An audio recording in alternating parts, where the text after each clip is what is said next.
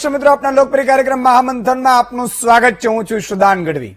એક સવાલ પૂછવાનું મન થાય છે, દેશમાં કેટલા વિજય માલ્યા, નીરવ મોદી અને મેહુલ ચોકસી હશે? કારણ કે ફરી એકવાર વિલફુલ ડિફોલ્ટર્સની યાદી બહાર પડી છે। આ એવા લોકો છે કે જેણે સામે ચાલીને કહ્યું છે કે અમે નાદાર છીએ, પરંતુ સવાલ એ છે કે જ્યારે રૂડા રૂપાડા ડોક્યુમેન્ટ્સ બતાવીને મોટી રકમની લોન લીધી હશે ત્યારે વિચાર નહીં આવ્યો હોય કે તેઓ રૂપિયા પરત કરી શકશે કે નહીં। બેંકોની જે કમર ભાંગી તેનું શું સામાન્ય માણસની આવી તાકાત છે કે કોઈના રૂપિયા ચાઉ કરી શકે? અને આવા દેવાદારોને કાયદાનો દંડો ક્યારે વાગશે? આ જ વિષય પર છે આજનું મહામંથન મારી સાથે।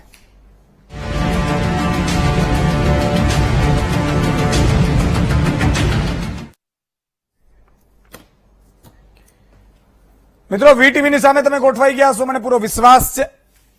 આજે ભાજપના પ્રદેશ અધ્યક્ષ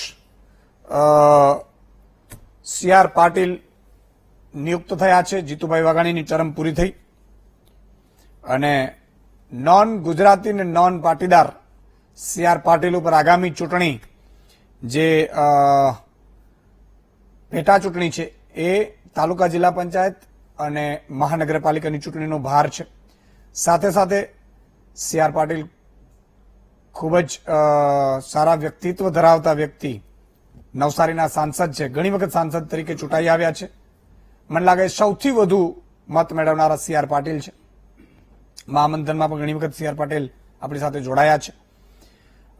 નરેન્દ્ર મોદીના ખાસ નજીકના માનવામાં આવે છે અને નરેન્દ્ર મોદીની જે વારાણસી બેઠક છે મત વિસ્તારની લોકસભાની, એના ઇન્ચાર્જ પણ તેઓ છે અને ઘણી બધી બાબત છે, એટલે એ એક વાત છે।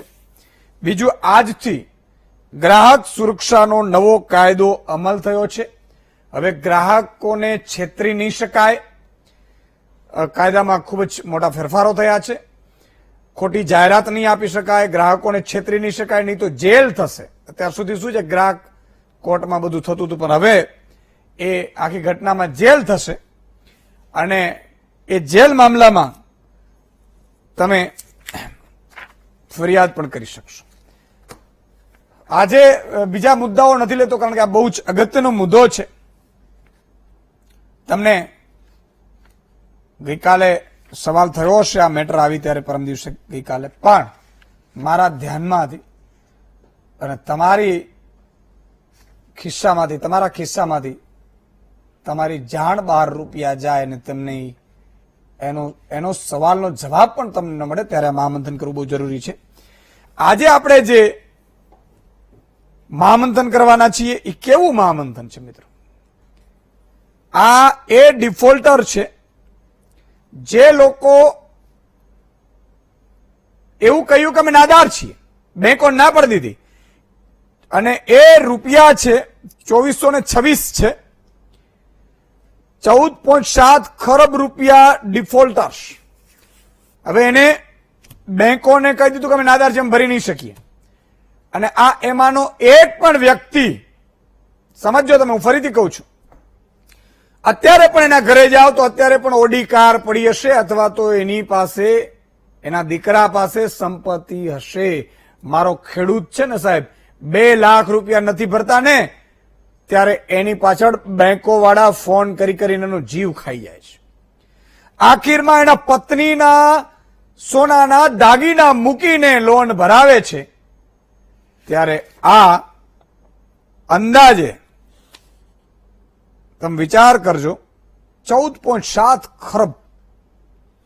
હવે આ નાની સૂની વાત નથી અને એ પાછા રાજ્યના પણ કેટલા છે? 17 કંપનીઓએ 8,000 કરોડની બેંક લોન લીધી હતી, એ બાકી છે। કંપનીઓ બેંકોમાંથી 8,751 કરોડથી વધુની લોન લીધી। અમદાવાદની 5 કંપનીઓ છે, એ 5 કંપનીઓનું નામ તમે સાંભળો એટલે તમને એમ થાય કે આહા, આ તો ભાઈ આનો તો માલિક છે એ તો ગાડીમાં ફરે છે। સુરતની વિન્સન ડાયમંડ છે, અમદાવાદની ઇલેક્ટ્રોથર્મ છે, સાઈ ઇન્ફો સિસ્ટમ છે, 574 કરોડ બાકી, જાના 1315 કરોડ, પહેલાના 2015 crore, Siddhi Vinayak, Sterling Biotech, Diamond Power, Electrotherm, Sai Info System, કેમેરોક, Nakoda Limited, ABC captain, Ador Global, Jalaram Rice, Kandla Energy and Chemicals, Mukt Jewellers, એ ફેપ્ટે, Riddhi Siddhi, ginning processing, Johnson enterprise, આવી તો ઘણી છે. હવે આ રૂપિયા માપતા એટલે તમને એમ થાય કે કિશોરદાનભાઈ એમાં આપણા બાપનું શું જાય, એવું થાય છે ને? થાય છે ને? એવું મને ખબર જ હોય, એવું થાય છે ને, એટલે જ આપણે દુઃખી છીએ. હવે આ બેંકોમાંથી જેટલા પણ એને રૂપિયા લીધા હોય, હવે સરકારે એ બેંકોને ચૂકવવા પડે. હવે ચૂકવવા પડે એટલે તમે જે મજૂરી કરો ને એના નાણાં તમે જે ટેક્સના પેટે ભરો એમાંથી આ ચૂકવાય. પડી સમજણ? બેંકોને તો નાદાર બંધ ન કરી શકાય. બેંક ઉઠે, આવા લોકો ન ભરે રૂપિયા. આનો અર્થ એ થયો કે એક ગામનો કરોડપતિ છે, એ ગામના બધા રૂપિયા પોતાની પાસે લઈને પછી કહી દીધું કે ભાઈ આપવા નથી, જવા દો. એટલે ફરીથી બધા લોકોએ મહેનત કરી અને ફરીથી ગામના જે એસોસિએશન હોય અથવા તો ગામનો જે વિકાસ માટે કર્યા હોય ફરીથી તમારે મજૂરી કરીને કરવાનું. જેમ આપણે ચૂંટણી હમણાં નાખી આ લોકો 8 ધારાસભ્યો, તો આપણે ફરીથી 2 દિવસ વધારે મજૂરી કરવી પડશે ને, કારણ કે એના રૂપિયા કોણ ચૂકવશે? આ કોઈ ચૂંટણી પંચ એટલે કે કમાવા જાય ચૂંટણી પંચ? આ નેતા મંત્રીઓને કોઈ કમાવા જાય છે? અરે આપણે સિસ્ટમ એવી બનાવી છે લોકશાહીમાં કે અમે બધા કામ કરીએ, તમે કોઈ મંત્રી બનો, કોઈ ધારાસભ્ય બનો, કોઈ લોકસભાનો સાંસદ બનો, અમે તમને અમારા ટેક્સમાંથી તમને પગાર આપીશું ને તમે વ્યવસ્થિત તંત્ર રાખજો. જેમ કંપનીમાં મેનેજર રાખીને આપણે, આપણી કંપનીઓ મેનેજર રાખીને, મેનેજર માલિક થઈ જાય તો આ સ્થિતિ છે. હવે આ કંપનીઓએ ન ભર્યા રૂપિયા અને સરકારે ભરવા પડે એટલે તમારા મારા ખિસ્સામાંથી ભરવા પડે, બાકી ક્યાંય ન હોય. આ બહુ જ સમજવા જેવી વાત છે. આ મુદ્દા ઉપર ચર્ચા કરવા માટે આપણી સાથે 5 મહાનુભાવો જોડાયા છે. ફોન લાઈન પણ ખોલીશું, તમારો મત પણ જાણીશું. કોંગ્રેસના મનહરભાઈ પટેલ છે, વરિષ્ઠ પત્રકાર ધીમંતભાઈ પુરોહિત છે, મહેન્દ્રભાઈ ત્રિવેદી છે, બેંકના જાણકાર છે, આત્મનભાઈ શાહ છે, અરસાસ્ત્રી છે, મનશ્રી થાપર છે, એ રાજકીય વિશ્લેષક છે. અને ભાજપના નેતા મને લાગે છે કે કદાચ આજે આ પ્રદેશ પ્રમુખનું થયું એમાં આવી નથી શક્યા અથવા તો આવતા નહીં માંગો, જે પણ હોય. ભાજપ આજે આપણી સાથે નથી અને એને લાગે કે વચ્ચેથી કે ભાઈ આ તો વન સાઈડ જાય છે, જોડાવું જોડાઈ શકે. વચ્ચે કોંગ્રેસ નહોતું એટલે કોંગ્રેસમાં વન સાઈડ જતું હતું એટલે કોંગ્રેસ વાળા ચાલુ થઈ ગયા. તો વચ્ચે એમનો પણ વનવાસ ઘણો ચાલુ રહ્યો, કેમ ઘણો થયો ને, સારી વાત છે. એટલે આમાં તો આજે તો જો કે ભાજપ તો આમ દર વખતે આવી જતી હોય છે, કારણ કે પક્ષ તો મૂકવું પડે ને, આ તો જનતા છે ભાઈ, જનતા સબ જાનતી હે. હવે આ જે આખી ઘટના છે ને એમાં મજાની વાત એ છે કે આ બધા લોકો જે લોકો એમ કહ્યું કે નાદાર છે અને એના ઘરે તમે જાઓ તો આલિશાન બંગલાઓ હશે, આ લખી રાખો. હવે ખેડૂત નાદાર છે તો એની તો ચીસો પાડી પાડીને ઉઘરાણા કરીને લઈ લે છે. એક નાનો ટ્રક ચાલક છે મારો, જે ગુજરાતનો, હિન્દુસ્તાનનો, આપણો કહું, પાકિસ્તાનનો નથી પાછો. હા, આપણે પાકિસ્તાન ના કહીએ એટલે બધું પ્રેમ ભૂલાઈ જાય. પાકિસ્તાન ભૂખે મરવું જોઈએ, પણ ઈ મરશે કે નહીં મરે, તમે પેલા ન મરી જાવી જોજો પાછા. હવે ટ્રક વાળાનો ધીમતભાઈ 3 હપ્તા જાય ને એટલે ટ્રક વાળા કંપનીઓ શું કરે, માથા ભારે હોય ને, માથા એટલે માથું આવડું જ હોય, રાવણની જેમ બાર ન હોય, પણ એ માથા ભારે કહેવાય છે. એને રોકી લે ટોલ ટેક્સ પાસે, એને ઉભા રાખે. ભાઈ આ 72 76 કોણ છે ભાઈ ગાડી નંબર, ભાઈ તે 3 હપ્તા નથી ભર્યા, ગાડી વાળી લ્યો, એના વાડામાં લઈ જાય. આ વસ્તુમાં મેં જોયેલું છે સાહેબ, એટલા માટે કહું છું. ટ્રક ચાલક બિચારો દુઃખી છે, અત્યારે પણ દુઃખી છે હપ્તા માટે, એના 3 હપ્તા થાય અને આ લોકોના કરોડો રૂપિયા માફ કરી દે. કેમ ભાઈ એવું પ્રેમ ઉભરાય? આવી રીતે હોય યાર, દેશને લૂંટવાનું આવી રીતે? આ સારી વાત નથી, બહુ ખરાબ કહેવાય. અને આ તમામ મુદ્દા ઉપર ચર્ચા કરવી છે. શરૂઆત આત્મનભાઈ મારે તમારાથી સમજવાની કોશિશ કરવી છે. આ જે ડિફોલ્ટરો થયા છે એ કઈ રીતે એમાં ડિફોલ્ટર્સ થાય અને એનાથી આપણે શું નુકસાન થાય, તમારા ઘરમાં મારા ઘરમાં પ્રોબ્લેમ શું થાય, ગુજરાતના હિન્દુસ્તાનના એક નાગરિકના ઘરમાં શું પ્રોબ્લેમ થાય, અને આ ખરેખર ડિફોલ્ટર્સ હશે પછી બનાવટ કરવામાં આવતી હશે? આત્મનભાઈ, સૌથી પહેલા તો વિલફુલ ડિફોલ્ટર એટલે શું એ આપણે એક સામાન્ય ભાષામાં સમજી લઈએ. વિલફુલ ડિફોલ્ટર એટલે એવા વ્યક્તિ કે એવી કંપની કે જે લોન ચૂકવવા માટે સક્ષમ છે પણ ચૂકવતી નથી. એટલે એ લોન ભવિષ્યમાં કદાચ વેવ ઓફ કરવામાં આવે અથવા તો રાઇટ ઓફ કરવામાં આવે તેવું બને. આપણે જાણીએ છીએ કે 68,000 કરોડ હમણાં જ રાઇટ ઓફ કરવામાં આવ્યા હતા અને તેની ઉપર ખૂબ મોટી ડિબેટ ચાલી હતી ભાજપ અને કોંગ્રેસ વચ્ચે કે રાઇટ ઓફ કર્યા છે, વેવ ઓફ કર્યા નથી.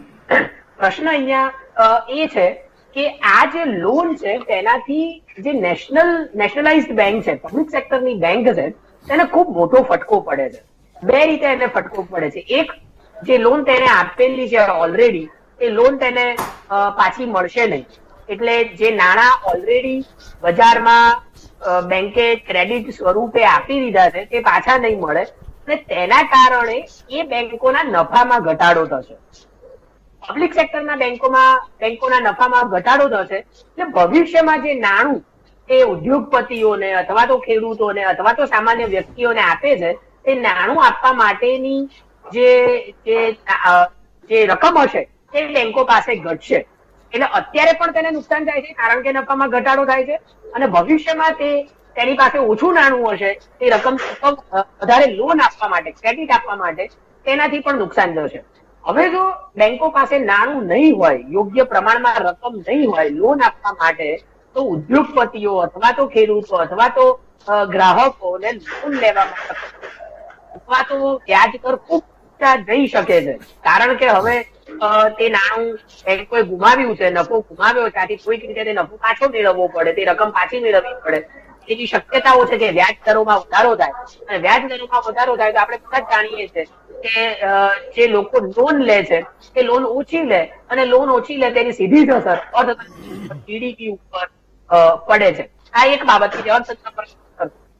બીજી બાબત જે આપે કહ્યું એ કે જયારે કોઈ ખેડૂતની લોન કે કોઈ ગરીબ માણસ લોન ન ભરે ત્યારે તરત જ તેની ઉપર પગલા લેવાય છે, તેની પ્રોપર્ટી સીઝ કરી દેવામાં આવે છે વગેરે વગેરે વગેરે. તો શા માટે કોઈ કડક કાયદો આ બિલકુલ ડિફોલ્ટર માટે બનતો નથી કે જેનો ભોગ આડકતરી રીતે, પરોક્ષ રીતે સામાન્ય માણસને પણ પડે છે?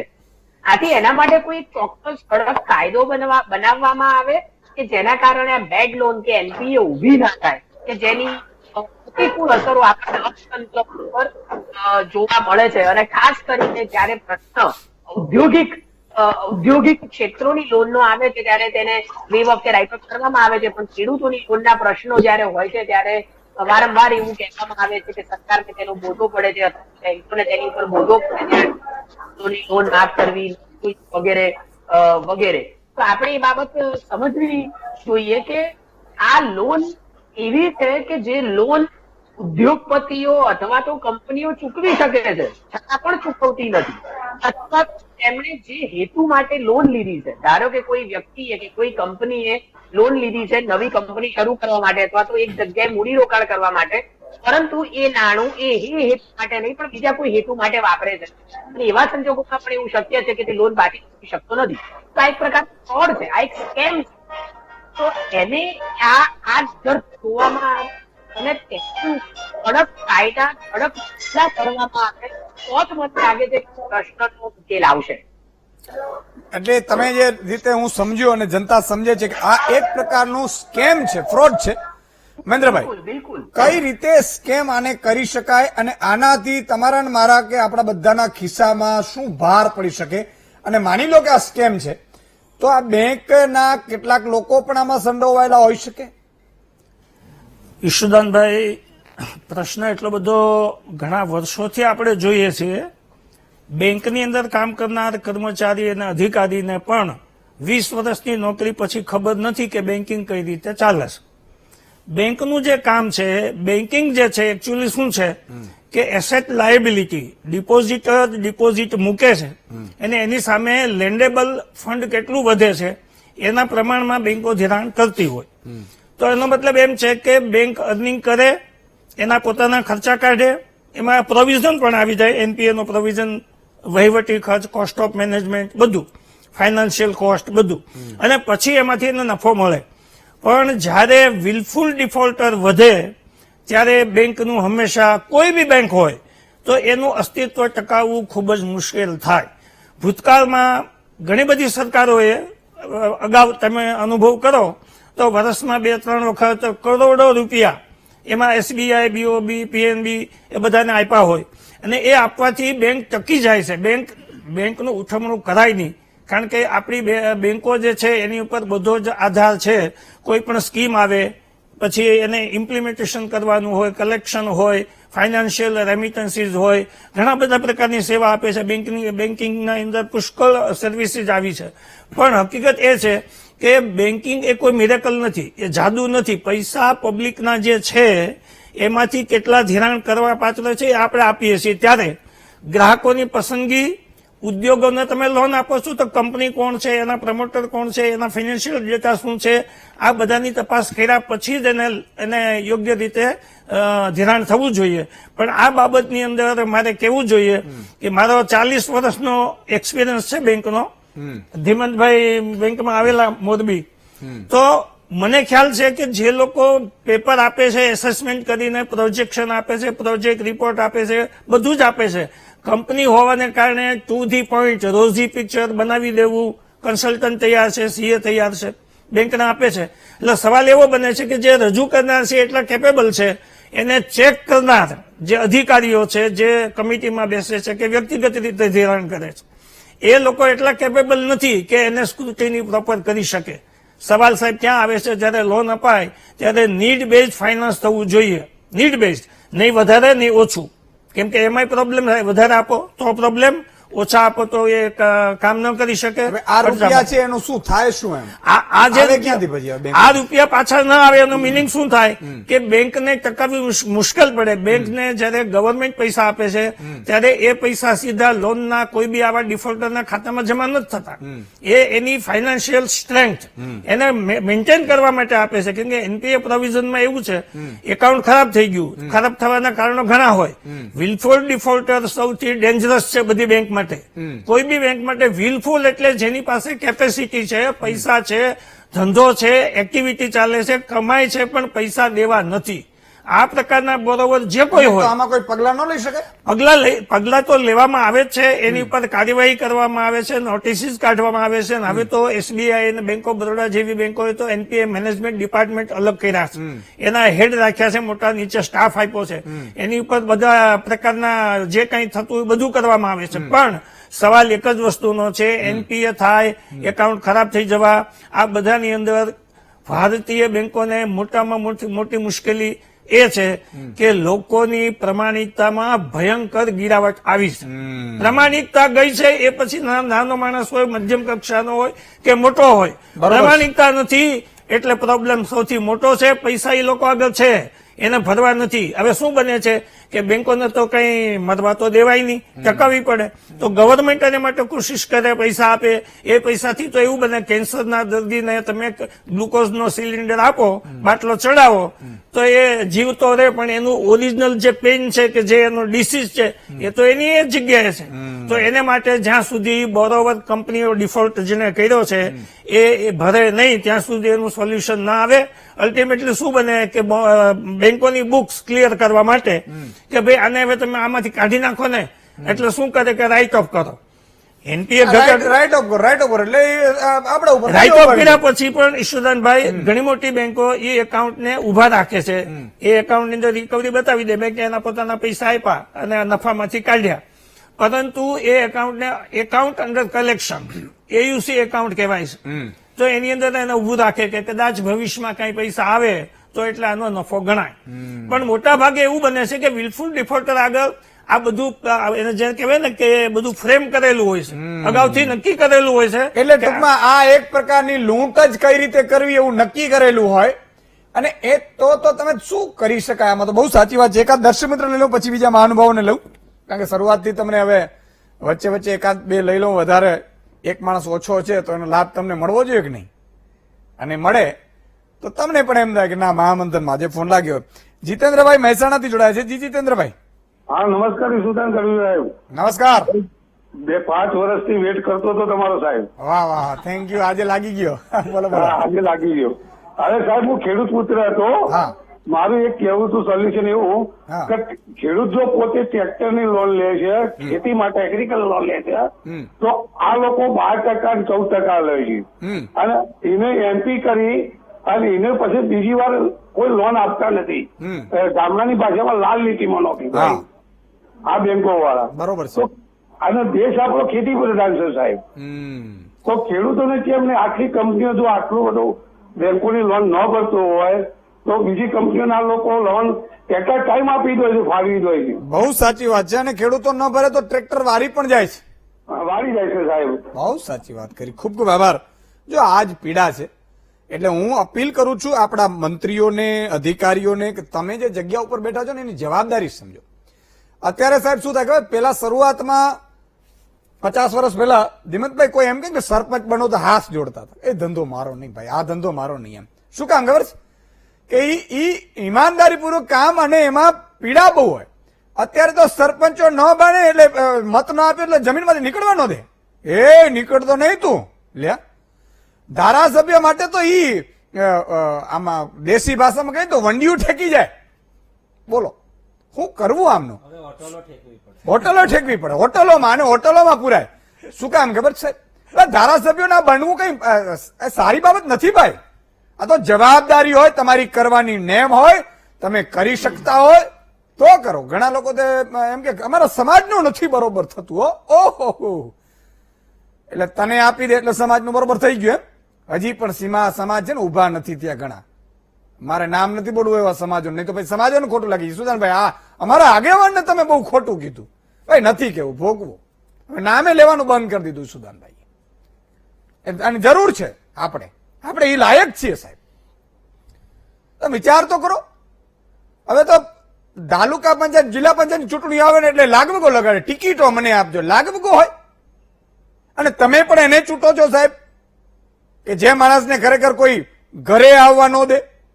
ઘણા લોકો તો એવા હોય, ન કરા દેખાડા કરતા હોય. અલા ભાઈ, સારા વ્યક્તિને છૂટો, ઈમાનદારને છૂટો. ઓછું ભણેલું હશે ને તો ચાલશે. હું ફરીથી કહું છું, ઘણા લોકો એમ કહે સુદાનભાઈ આ બહુ ઓછું ભણેલાને ટિકિટ મળે છે. ભાઈ એ સારું છે. ઘણા લોકો ભણેલા છે ને અધિકારીઓ જે બૂચ મારી છે ગુજરાતની, કોણ સમજાવે સાહેબ? એ તમને નહીં ખબર. ઓછું પણ ઈમાનદારી પહેલી હોવી જોઈએ લાયકાત આપણી. હા, એટલે એકાદ દર્શક મિત્ર માવજીભાઈ ભાવનગરથી જોડાય છે. જી માવજીભાઈ.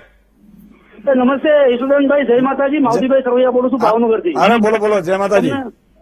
તમને તો પેલા ખૂબ ખૂબ અભિનંદન. નિષ્ઠાથી બોલવું ને જે પત્રકાર તરીકે, તમને ગુજરાતમાં કોઈ એવો પત્રકાર એવા છે કે તમે નિષ્ઠાથી આ સરકારની સામે બોલો છો. તમને ખૂબ ખૂબ અભિનંદન. હું સાહેબ એક એનજીઓ માં કામ કરતો હતો અને અત્યારે રાષ્ટ્રીય દલિત અધિકાર મંચમાં છું. એક જિલ્લા ઉદ્યોગ કેન્દ્રમાં સરકારની નિયમ બહુ સારી છે કે જિલ્લા ઉદ્યોગ કેન્દ્ર તરફથી ઉદ્યોગ ધંધાની બધાને લોન મળે. કલેક્ટર સાહેબ એના ચેરમેન હોય છે, એના ફોર્મ બેંકમાં મોકલાવે છે અને છતાં ડિપોઝિટ એની 10% મૂકવાની હોય છતાં બેંકો એને લોન આપતી નથી, કારણ કે એની પર રાજકીય લાગુ હોતી નથી. અને એકવાર લોન લીધી હોય સાહેબ, અમારે એક દાખલો છે, બેન વિધવા બેન છે, એમના ખાલી 5,000 બાકી હતા તો એના છોકરાને સાહેબ કોમ્પ્યુટરની લોન પણ ન મળે. આ પરિસ્થિતિ ગુજરાતમાં છે. અને તમે જે હમણાં કીધું નિષ્ઠાવાન, ખરેખર નિષ્ઠાવાન આગેવાન લોકોને અમુક રાજકીય માણસો પણ પૂછતા હોય છે તો નિષ્ઠાવાન લોકો રાજકીય રીતે આવી શકે નહીં એમ. અને જે ઉપાડ્યું બેંકનું, ખરેખર બેંકો જે છે એને ગરીબ માણસોની સહકારની નિયમ હારી હોય માની લો તો કલેક્ટર ઓફિસમાં ફોર્મ જાય, કલેક્ટર ઓફિસ સહી કરી દે અને કલેક્ટર ઓફિસમાં સરકારી જે જામીન હોય છતાં બેંક લોન આપતી નથી ગરીબ માણસોને. આ તમે જે પ્રશ્ન ઉપાડ્યો છે એમાં જો બેંકોને થોડુંક ઓલું થાય, ગરીબ માણસોને લોન મળે અને આપને પણ આશીર્વાદ મળે એવા તમને અભિનંદન છે. આ જે પ્રશ્ન ઉપાડ્યો છે વીટીઓ એને હું અભિનંદન આપું છું. બિલકુલ, થેન્ક યુ માવજીભાઈની વાતનો સારાંશ એ છે કે બેંક અધિકારી પોતે સ્વયંભૂ નક્કી કરે કે આ બૂચ નથી મારે એવો તો એને આપો સાહેબ, ભલે ઓછા કાગળિયા હોય. આ તમારા ઉપર ડિપેન્ડ છે ને એમ કહેવાનું કે મારી આબરૂનું ધ્યાન રાખજો. સાહેબ ગામડાના લોકો છે ને પોતાનો જીવ જાય પણ તમારી આબરૂ નહીં જવા દે. ખાલી એકવાર ટ્રાય કરી લેજો. તમે વિચાર કરજો. હું એટલા માટે કહું છું કે પત્નીના દાગીના આપીને જો એ ભરી શકતા હોય. તમે જુઓ ખેડૂતો આટલી લોન લે છે, બરોબર, ડિફોલ્ટર ખેડૂતોમાં ક્યાં? આ કંપની વાળો બૂચ માર્યું છે એના કરતા ખેડૂતોની એનપીએ ઓછી છે. તમે વિચાર કરો, એ ઈમાનદારી હજી ત્યાં છે. અને આપણે તો વ્હાઇટ કોલર અધિકારીઓ સાથે મળીએ કે ભાઈ કઈ રીતે. પેલા તો બારવટિયા હતા ને એ 12 પ્રકારનું વટ પાડતા હતા સાહેબ. એ અબડા નારીઓ એના ઘરે એ લૂંટે નહીં સાહેબ, વિધવાઓ એના ઘરે બારવટીઓ પડે નહીં સાહેબ. બારવટીઓ બંદૂકની નાળ છે કહીને સામેથી અગાઉથી કે હું વાવડીમાં ત્રાટકવાનું છું અમરેલીના. આ મોટી તાકાત હતી સાહેબ રામવાડાની, યાદ કરો તમે. અને એ પણ જાહેરમાં કે હું આવું છું અને પછી ગામ ભાંગતા હતા. હવે બૂચ મારી જાય ને તો એમ કે હો મારી પાસે છે નહીં. તમારે મારે નહીં બોલવું, ભૂંડ થઈને આવવું પડશે. એ તો હવે આવું છું ધીમતભાઈ તમારી પાસે કે આખી ઘટનામાં કેમ આવું થતું હશે? મિલીભગત વગર હશે? મિલી ભગત ઉપર તો ઈસુદાનભાઈ પછી આવીએ, પણ તમે જે 14 ખરાબ કીધું ને મેરે મુંહ में લડ્ડુ ફૂટને લગે. મારું ગણિત કાચું છે એટલે 14 ખરોમાં કેટલા મીંડા હવે ખબર નહીં, પણ એટલી ખબર પડી કે 1000ની ખાસે દૂરની વસ્તુ છે અને આ બહુ મોટી એમાઉન્ટ છે. તમે ઘણા સમયથી મથો છો ગુજરાતમાં જે ભરતી નથી થતી યુવાનોની એ પ્રશ્નો ઉપર. એમાં એલઆરડી વાળા પણ છે ને ટેટ વાળા પણ છે ને જીપીએસસી વાળા પણ છે ને એની નીચેના વાળા પણ છે. એ ઉપરાંત હમણાં નવો જે પ્રશ્ન આવ્યો કે એમને યોગ્ય પે સ્કેલ નથી મળતો. એમાં શિક્ષકોને તો મળી ગયું નસીબ જોગે, પણ હવે પોલીસ વાળા લાઈનમાં છે અને નર્સો પણ લાઈનમાં આવે છે. આ બધાના મૂળમાં જે પ્રશ્ન છે સરકાર કબૂલે કે ના કબૂલે કે સરકાર પાસે પૈસા નથી એટલે યુવાનોની બેકારોની ભરતી નથી કરતી, આ લોકોને યોગ્ય પે સ્કેલ નથી આપતી. તમે જો સિવિલ કે વીએસ હોસ્પિટલમાં પણ જે કોરોના સામે લડે છે એ ડોક્ટરો અને નર્સોને એમના જરૂરી પૈસા મળવા જોઈએ, મળતા નથી. આ બધાના મૂળમાં સરકાર જોડે પૈસા નથી. જો આ એનપીએ તમે જે 14 ખરબ કહો છો એ એનપીએ કડક રીતે કાયદેસર પણ જો વસૂલે તો મને લાગે છે કે ગુજરાતના દેશના બધા પ્રશ્નોનો ઉકેલ આવી જાય. એમાંથી આ જે બેકારો છે જે ભરતી માટે રોજ વલખા મારે છે, ઉપવાસ ઉપર બેસે છે, એ યુવાનોને નોકરી મળી જાય, જે લોકો આ પે સ્કેલ માટે મથે છે એ લોકોને પે સ્કેલ મળી જાય અને કેટલા બધા પ્રશ્નો નોકરીથી માંડીને કોરોના સુધીના બધા ઉકલી જાય, પણ ઉકલતા નથી. એનું મૂળ કારણ એ છે, મારા બેન્કિંગના મિત્ર મને લાગે છે કે એમાં સાબિતી પૂરશે કે બેંકના અધિકારીઓના મેળાપીપણા વગર આ શક્ય નથી કે તમને આ પ્રકારે કરોડો રૂપિયાની લોન આપી દે ને એને પાછી માફ પણ કરી દે. હું તમને મારો અંગત અનુભવ કહું. મારા દીકરાને જયારે અમેરિકા ભણવા મોકલવાનો હતો ત્યારે એક બેંકમાંથી 50 લાખ રૂપિયાની લોન લેવાની હતી. મને રાહત એટલા માટે હતી મનહરભાઈ કે સામે મારે 3 કરોડનું એક મકાન ગીરવે મૂકી અને લોન લેવાની. મને એમ કે 3 કરોડની સામે 50 લાખ તો રમતા રમતા મળી જાય કોઓપરેટિવ બેંકમાંથી.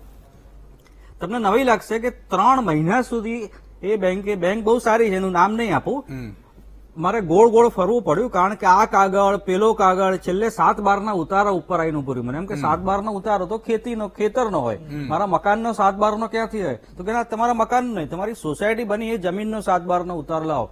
પછી મકાન મેં એને લખીને આપી દીધું છે, કાગળિયા બધા થઈ ગયા, પણ એક 7/12 મેળવતા આ ડિજિટલ યુગ પહેલાનો 7/12નો ઉતારો કોર્પોરેશનમાંથી ક્યાંથી મેળવો? માણસ રોકવા પડ્યા સ્પેશિયલ ને 3 મહિના લાગ્યા એને માટે. પછી મને લોન મળી, પછી મારો દીકરો વિદેશ ભણવા જઈ શક્યો. મને બેંક અધિકારી માટે આટલી હેરાનગી છતાં માન થયું કે માણસ એની બેંકના પૈસાનું કેટલું ધ્યાન રાખે છે. અને એટલું ધ્યાન એ બેંકના અધિકારીઓએ નથી રાખ્યું કે જેમણે કરોડો રૂપિયા આ રીતે વેડફી દીધા છે ઉદ્યોગપતિઓના નામે, તમારા ને મારા પૈસા લૂંટાવી દીધા છે. એ અધિકારીઓના મેળાપીપણા વગર શક્ય ના થાય. જે આ વિલફુલ ડિફોલ્ટરો છે એની તો મિલકતો જપ્ત કરો જ, તમે કાયદેસર કરી શકો છો. જો વિકાસ દુબેનું મકાન યુપીમાં તમે વગર કોઈ કાગળ પત્તરે તોડી શકતા હોય તો આ દુબેઓ જે કરોડો રૂપિયા ઓન પેપર બેંકના લઈને બેઠા છે એમના મકાનો તમે કેમ કબજે નથી કરી શકતા? કાર કેમ કબજે નથી કરી શકતા? અને જયારે તમે આ દુબેઓ ઉપરાંત બેંક અધિકારીઓના મકાન પણ કબજે કરશો ત્યારે બેંક અધિકારીઓ તમને નામ આપશે કે માત્ર એમણે પોતાને સહી કરીને પૈસા નથી આપ્યા. એ રાજકારણીઓ પણ એમાં જવાબદાર છે. જેની સરકાર છે ગુજરાતમાં, જો બીજેપીની સરકાર હોય તો બીજેપીની, કોંગ્રેસની સરકાર હોય ત્યારે કોંગ્રેસની, અને જે બીજી સરકારો હોય એ પક્ષની. રાજકારણીઓના મેળાપીપણા વગર 14 ખરાબ કોને કીધા? આટલી મોટી રકમની લૂંટ શક્ય જ નથી. બિલકુલ. અને તમે જે મને આત્માને કીધું કે આના માટે કાયદાઓ બનાવવાની જરૂર છે, મને લાગે નવા કોઈ કાયદા બનાવવાની જરૂર નથી. અત્યારના કાયદાથી તમે આ કરી શકો. જરૂર છે જેમ બેંકના અધિકારીએ કીધું એક નિષ્ઠાની, પ્રામાણિકતાથી જો એક પોલીસ ઇન્સ્પેક્ટર પણ ઈચ્છે તો આ બધા ડિફોલ્ટરોને જેલમાં બંધ કરી શકે એમ. બિલકુલ. આ બહુ જ ઈશુદાનભાઈ બીજી એક વાત કરી દઉં, આ એ સબ્જેક્ટને લાગુ પડે છે. આપણે માનીએ વિજય માલ્યા, નીરવ ચોકસી કે આ સાંડેસરા જે બધા લઈ ગયા, જયારે મોટી કંપનીને લોન અપાતી હોય જેની રિક્વાયરમેન્ટ કરોડોમાં હોય, લાખોમાં નહીં કરોડોમાં, ત્યારે શું બને? કોઈ એક બેંક ફાઇનાન્સ નથી કરતી, ઘણી બધી કરતી હોય. એક બેંક ફાઇનાન્સ કરે તો એ સોલ બેન્કિંગ હોય, 4-5 હોય તો મલ્ટિપલ કહેવાય, અને એનીથી વધારે હોય ને તો એ કન્સોર્શિયમ ધિરાણ કહેવાય, સામૂહિક રીતે મળીને. એમાં એક લીડ બેંક હોય, એક નેતાગીરી લે, બધું નક્કી કરે. તો મોટી બેંક છે એ બધું નક્કી કરે, એસેસમેન્ટ કરે, લોન મંજૂર કરે. બાકી 10 બેંકો એની પાછળ ચાલે, કોઈના 10%, કોઈના 25%, જે એની લિમિટ બનતી હોય એમાં એ લોકો ભાગ પાડે કે હું 10% શેર લઈશ, હું 20% લઈશ. પછી શું થાય, જેને 20% આપ્યા એની કોઈ જવાબદારી નહીં, એના ડોક્યુમેન્ટ થઈ ગયા, ઓકે છે, ચલો. એટલે શું થાય કે એક બેંક નહીં પણ 1 કરતા વધારે 8-10 બેંકોને એક સાથે. અને એવું જ થાય છે. આમાં તમે વિચાર કરો કે 685 એસબીઆઈ ના છે, જેના 43,887 કરોડ રૂપિયા છે. પછી પંજાબ નેશનલ બેંકના 22,370 કરોડ, બિલકુલ, બેંક ઓફ બરોડાના 14,671 કરોડ. આ હજારોના કરોડમાં છે. મનસુજી, આ તો મને લાગે છે કે આવી રીતે આમાં આપણે ગરીબ નથી એમ, પણ આપણી સિસ્ટમના કારણે આપણા લોકો ગરીબ રહે છે. બાકી આટલું તમે આપો સાહેબ, કેટલા બધા ધંધા રોજગાર થઈ શકે, ખેડૂતોને થઈ શકે, ખેડૂતોને કેટલું બધું થઈ શકે, વેપારીઓ પોતે એક દુકાન નાખી શકે, જેમ હમણાં ધીમતભાઈ કીધું કેટલા દીકરાઓને આપણે વિદેશમાં ભણાવી શકીએ, બહુ બધું થઈ શકે એમ છે. માલ મળી તો ઘણા છે, પણ કેટલાક લોકો પાસે જ છે.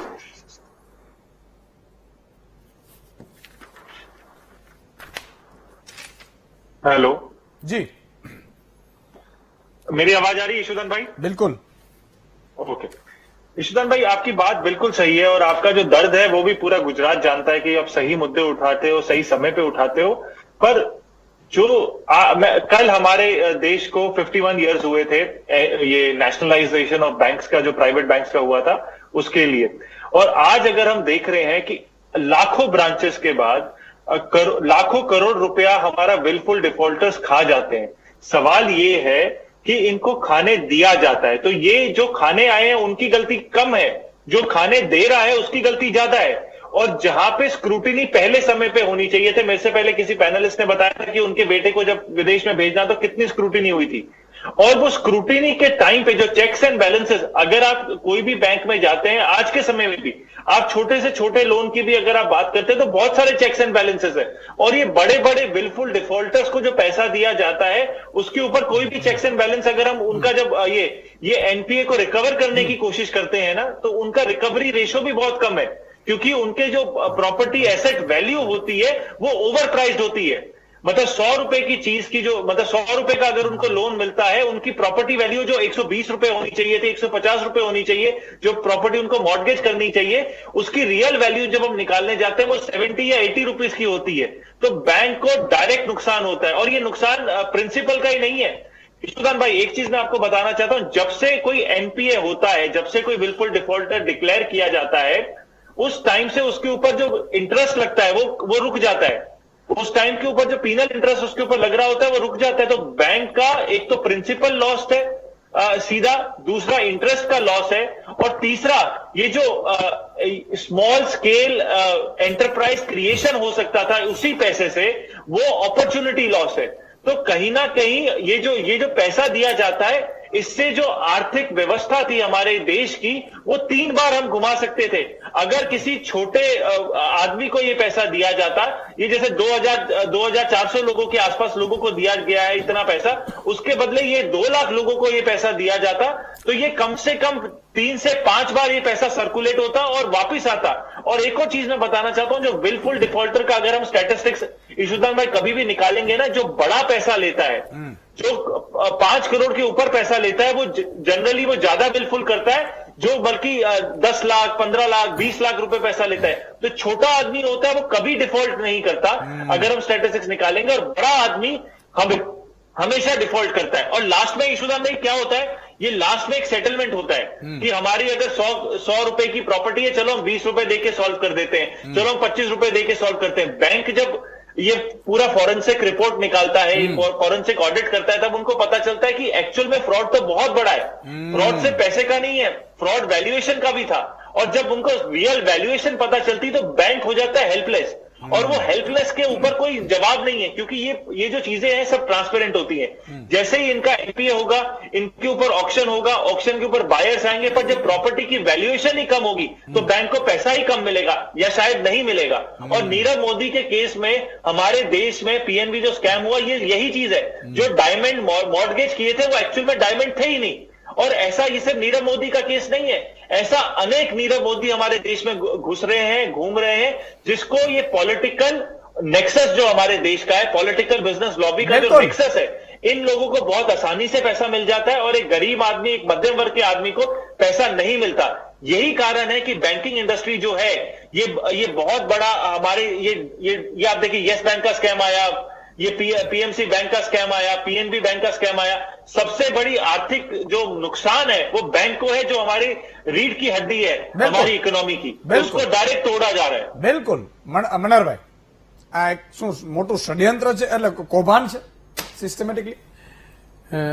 બધા મિત્રોએ જે વાત કરી ને એમાં એક થોડીક અમથી કરેક્શન કરું કે એક્ટ અને અધિકારી જયારે નબળા પડે પોતાની ફરજમાં કે કંઈ પણ રીતે, ત્યારે બધા બારણા જે મન ફાવે કરવાના એ છૂટા ખુલ્લા થઈ જતા હોય છે. હું તમને એક થોડીક ફેક્ટ વાત કરું કે આજે અત્યાર સુધીની અંદર જે સીબીઆઈ આવતી હતી કંઈક ને કંઈક રીતે, એમાં 2016 ની અંદર 131 આવા લોકો ઉપર કેસ કરેલો છે સીબીઆઈ. 2017 ની અંદર 926, 18 માં 751, 19 ની અંદર 583, પણ પછી 2020 ની અંદર આ જે કેસ આપવાનું જે કરવાનું જે કામ છે, બધું જે કરવાનું, એ સરકારે એક એવો નિર્ણય લીધો કે આ નિર્ણયની અંદર કે હવે પછી સીબીઆઈ કોઈ મોટી જવાબદારી નહીં સોંપવામાં આવે અને માત્ર 50 CR ને લઈને બેંક પોતાની રીતે સેટલમેન્ટ કરે છે. બેંકના ઓફિસરને બેંકને સોંપી દીધેલું કામ.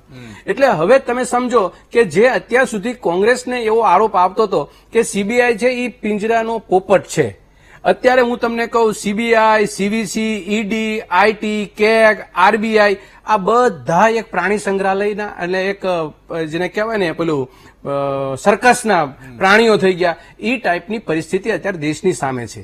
બીજી વસ્તુ એ કહું છું ઈશ્વરભાઈ કે હવે પછીની અત્યારની જે સિચ્યુએશન છે ને, કરપ્શનને એક એવી રીતે ઓર્ગેનાઇઝ સિસ્ટમથી આ બેંકમાં કર્યું છે. કારણ કે અત્યારે જે દેખાઈ આવે છે, જે પરિસ્થિતિ છે એની અંદર કે ટોટલ કર્મચારીઓ જે છે 4 વર્ષની અંદર 66,000 કરોડ રૂપિયા ડૂબ્યા છે. એ પણ સિસ્ટમેટિક રીતે, આમાં તમે કોઈ પકડી ના શકો, તમારે કોઈ ત્યાં તપાસ નિમમાં મૂકો તો કે તમને હાથમાં ના આવે. અને એમાં જે કર્મચારીઓ જે છે એ કર્મચારીઓ, હું તમને કહું 5200 કર્મચારીઓ, અધિકારીઓ એ બેંકના અંદર એની ઉપર એફઆઈઆર થયેલી છે. અને એમાં માત્ર ને માત્ર 1046 કર્મચારી તો સીધા જવાબદાર છે એની પાછળ. આ હું તમને જે આંકડા આપું છું એ ફ્રોડના આંકડા છે કે જે બેંક અને કર્મચારી, જે મતલબ જે ઉપભોક્તાએ જે બેંક લીધું એ બે વચ્ચેનો જે નાતો હતો એની અંદર જે ફ્રોડ થયા હતા, આ ફ્રોડના ફિગરની અંદર 5200. અને બીજી વસ્તુ એમાં 66,000 કરોડનો ગફલો. હવે અત્યારે તમે જે વાત કરો છો અને આપણે જે ચર્ચાનો વિષય છે કે આપી શકે એને અને ભરવા નથી, એ એક દાનતનો સવાલ છે. અને એ દાનતની શરૂઆત ક્યાંથી થઈ અને શું કામ થઈ અને કોની નિગરાનીમાં થઈ? આરબીઆઈને ખોખલી કરવાનું કામ જે સરકારે કર્યું છે ત્યારની પરિસ્થિતિ છે આ. ભૂતકાળની અંદર કદાચ 5 કિસ્સા બન્યા છે, પણ ઈરાદાઓમાં ખામી અને અત્યારે ઈરાદામાં ખામી બેમાં ડિફરન્ટ બહુ મોટો દેખાયો, ત્યારે આપણે ચર્ચાના વિષયો કરવા પડ્યા છે. બીજી વસ્તુ એક તમને કહું ઈશુભાઈ, અત્યાર સુધીની અંદર આરબીઆઈ અને છેલ્લા 6 વર્ષની અંદર જે પ્રમુખ જે પોસ્ટ હતી, જે ખરેખર આ દેશની જે સંવૈધાનિક સંસ્થાઓ જે આરબીઆઈ કહેવાતી, એની અંદર અધિકારીઓ જે બદલ્યા છે, ટોપ અધિકારીઓ, એ શું કામ એટલા બધા બદલી ગયા? એ કેમ ક્વોલિફાઈડ નહોતા? રઘુરામ રાજન, ઉર્જિત પટેલ, વિરલ આચાર્ય, અરવિંદ પનઘટિયા, અરવિંદ સુબ્રમણ્યમ, સુરજીત ભલ્લા, NH વિશ્વનાથન ચંદ્રશેખર, આટલા બધા અધિકારીઓ બદલ્યા. એ કોઈને કોઈ નીતિ વિષયક નિર્ણયની અંદર, કોઈને કોઈ આરબીઆઈમાં, કોઈને કોઈ નીતિ આયોગમાં કે આયોજન પંચની અંદર આવી પ્રમુખ પોસ્ટ ઉપર બેઠા હતા અને આ દેશની અર્થતંત્રને, અર્થવ્યવસ્થાની વાતને, ગતિને પાટા ઉપર લાવી અને એક સરસ મજાનું ઇન્ફ્રાસ્ટ્રક્ચર બેઝ કામ કરતા હતા. આ પરિસ્થિતિ અત્યારે જોવા નથી મળતી. એના માટે થઈને આરબીઆઈ આજની પરિસ્થિતિ આજે કહી શકાય કે ખોખલી કન્ડિશનમાં અને ભિખારી કરી નાખી છે આરબીઆઈને, એવું કહેવું તો પણ ખોટી વાત નથી. અને ત્રીજી વાત એક તમને મૂકું, હમણાં જે મિત્રએ વાત કરી આપણા જે અર્થશાસ્ત્રીએ, કે અત્યારની જે પરિસ્થિતિ એવી છે કે છેલ્લા 2 વર્ષની અંદર, હું તમને એક બીજો એક ડિજિટ આપું, તમને એમાં આનંદ અને તમને અચરજ પામશો કે 2012 થી 16 ની અંદર જે બેંક જે લોન આપતી હતી એની અંદર 3 વર્ગોમાં આપણે ઇન્ડસ્ટ્રીઝને વહેંચતા હતા કે મોટી ઇન્ડસ્ટ્રીઝ, મધ્યમ ઇન્ડસ્ટ્રીઝ, નાની ઇન્ડસ્ટ્રીઝ, એટલે લઘુ અને નાની. હવે એની અંદર 2012 થી 16 ની અંદર દાખલા તરીકે મોટા ઉદ્યોગોને 9.3% લોન મળતી હતી અને આજે 1.9%.